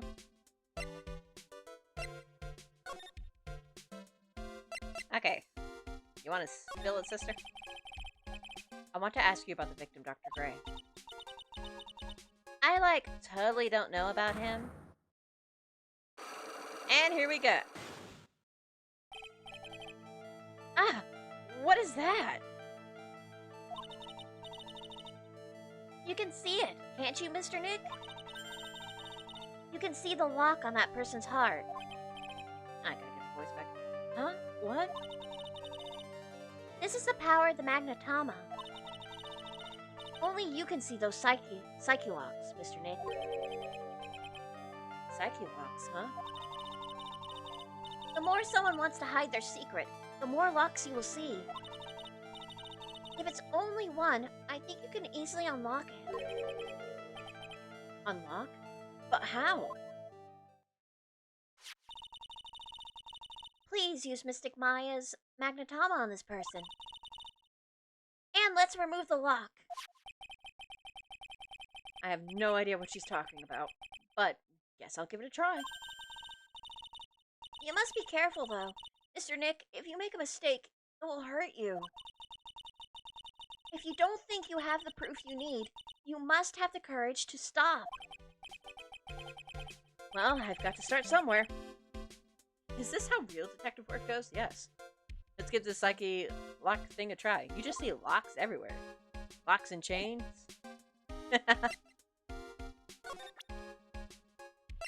Can you imagine if this was how real detective work went? And you could actually see those? It'd actually be very useful. Alrighty, let's go. Time to spill it, sister. Eeny, meeny. I believe you do know who Dr. Gray is. I told you, like, how many times do I, like, have to repeat myself? If you're, like, so totally sure, then where's, like, your proof? It may be possible that you never actually met him in person. I do believe you might have at least indirectly known of him. Like, what do you mean, like, indirectly? I should try to show the possibility exists for now. Sometimes there's a possible connection between Eni and Dr. Gray. I'm curious if it's either this or this, but I think we're supposed to show, like, this one. We'll see. Okay, we're good. Take a look at this newspaper clipping. Because the direct connection is her sister knew Dr. Gray, or worked for him. Like, what is that? What is it? A story about an accident? Please read the victim's name. Mimi Miney. Miney is a pretty rare last name, wouldn't you say? Miss Mimi Miney wouldn't happen to be a relative of yours, would she? So, you noticed. She was my older sister. I'm sorry about your loss. Your sister. Was she a nurse? Perhaps at Dr. Gray's surgical clinic? Bingo. Gray's surgical clinic. I don't think I need to tell you that that clinic was run by the victim, Dr. Turner Gray. Which is how you knew of Dr. Gray. You knew him through your sister. And there we go. So that's the new thing that's developed from this game is the psyche locks, which is actually pretty interesting. It also makes it harder for people to spill their secrets. Please tell me all you know about Dr. Gray. My sister's name was Mimi Miney. She was, like, a nurse at Dr. Gray's clinic. That's what I thought. I heard that, like, Dr. Gray was really tough on people. Like, a total slave driver. My sis was, like, always coming home totally wiped out because she was overworked. Wiped out? So, is that why she fell asleep at the wheel? That guy, like, drove my sis so hard. So, like, that's why the accident happened. The one where 14 patients died from malpractice? Yeah, like, I think that was the doctor's fault, too. My sis was pushed by, like, everyone's expectations and, like, her duties and stuff. And that pushed her to her death. Oh. I'm sorry. So, like, are we done? I've, like, already told my story to, like, everyone. Aw. Do you understand now, Mr. Nick? This is how a psyche lock works. Well, I don't plan to pry into people's hearts unless I absolutely need to. The lock this time was pretty easy, but you might meet people who aren't as willing to give in later on. If you don't have enough proof, be careful and know when to stop trying. Ah, thank you, Pearly. Okay, so now we got that piece of information. Now we can start heading back. I think we can head back to possibly where Maya is, back to the detention center. I'll have to say, hey, Gummy. It's great to see you again. Just in case I'm going to the front of the village. Ah, yeah, here we go. Front of the village. Mr. Nick? Huh? What's wrong? I have never left Kron Village. Really? Wow, that's, pretty amazing. You're going to meet with Mystic Maya, aren't you? Please tell her I said hi. Aw. Hey, wait! She ran off. Again. Well, I know Innie's secret now. But I still don't have any idea how I'm going to save Maya.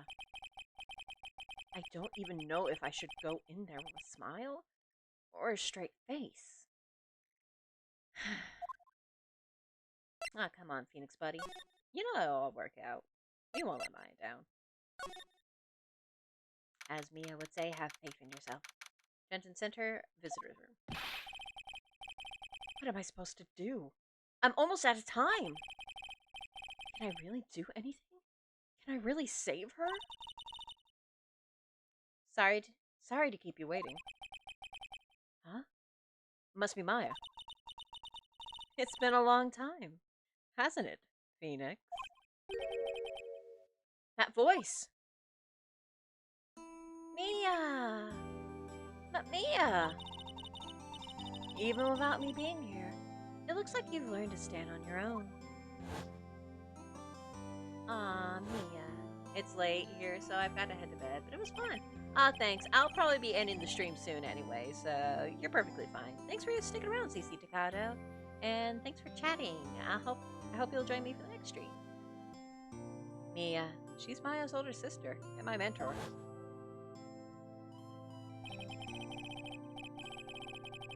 She was a top-notch defense lawyer, but a certain case forced her into retirement.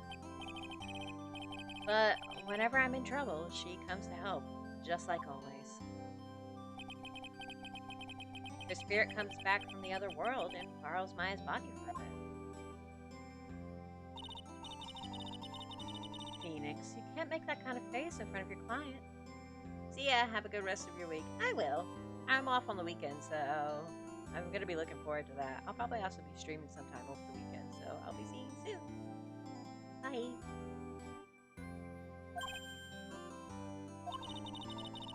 A lawyer is someone who smiles no matter how bad it gets, and especially when it's bad. Yeah. You can't smile at the end if you haven't been smiling the whole way there. In any case, the face you're making now is no face to show a client, Phoenix. But... So tell me about it. I'm going to guess that my sister is in a lot of trouble again. At least that's one way to put it. I told her everything about what happened in the last 2 days. Mia closed her eyes, deep in thought, while she listened. I see. Mia, what am I supposed to do? It's pretty clear what a good lawyer does in this situation. And that is, tell me, please. Believe in your convictions. And fight for the complete acquittal of your client. Aw. So great to have Mia here. She's such a reassuring presence. You think Maya's not guilty? How can you be so sure? I know she is, and I'll give you a hint as to why. Yes? Mediums can't have dreams. They can't? From what you told me, it sounds like Maya was having a dream while channeling. Yeah, she said she dreamt that she had died and had been buried in the ground. But that is impossible. You've heard it from her, I'm sure. When a medium channels, her own spirit disappears. which means that it's impossible for her to dream during that time. Then, what does this mean? It means some tomfoolery is going down. That's what. I think it's safe to bet that Maya was set up. Set up? It's up to you to blow the lid on this case tomorrow and show how she was set up. Alrighty. What about the evidence? How am I supposed to prove her innocence when I have nothing to go on? If you're looking for a clue, it's already in your hands. It is? Just as it sounds, Phoenix. You already hold the key. Really? Come on, show me the key to this case. The key, huh? Alright, I'll show it to her. The key I hold. The key, otherwise known as the literal key, and I have to press the percent button. Always forget that. Okay. Mia, have you seen this key before? Ah, the key. It's literally the key to understanding everything that's happened in this case. This key? Phoenix, listen. Right now, that key is sitting in your hand. However, it shouldn't be. It contradicts the facts. What does she mean? I'm certain this key will be the piece of evidence that makes your case tomorrow. Oh, Mia. You already know everything you need to know. You know what the key to this case is. That is enough. But, how can I win tomorrow without knowing who the real murderer is? Who could have...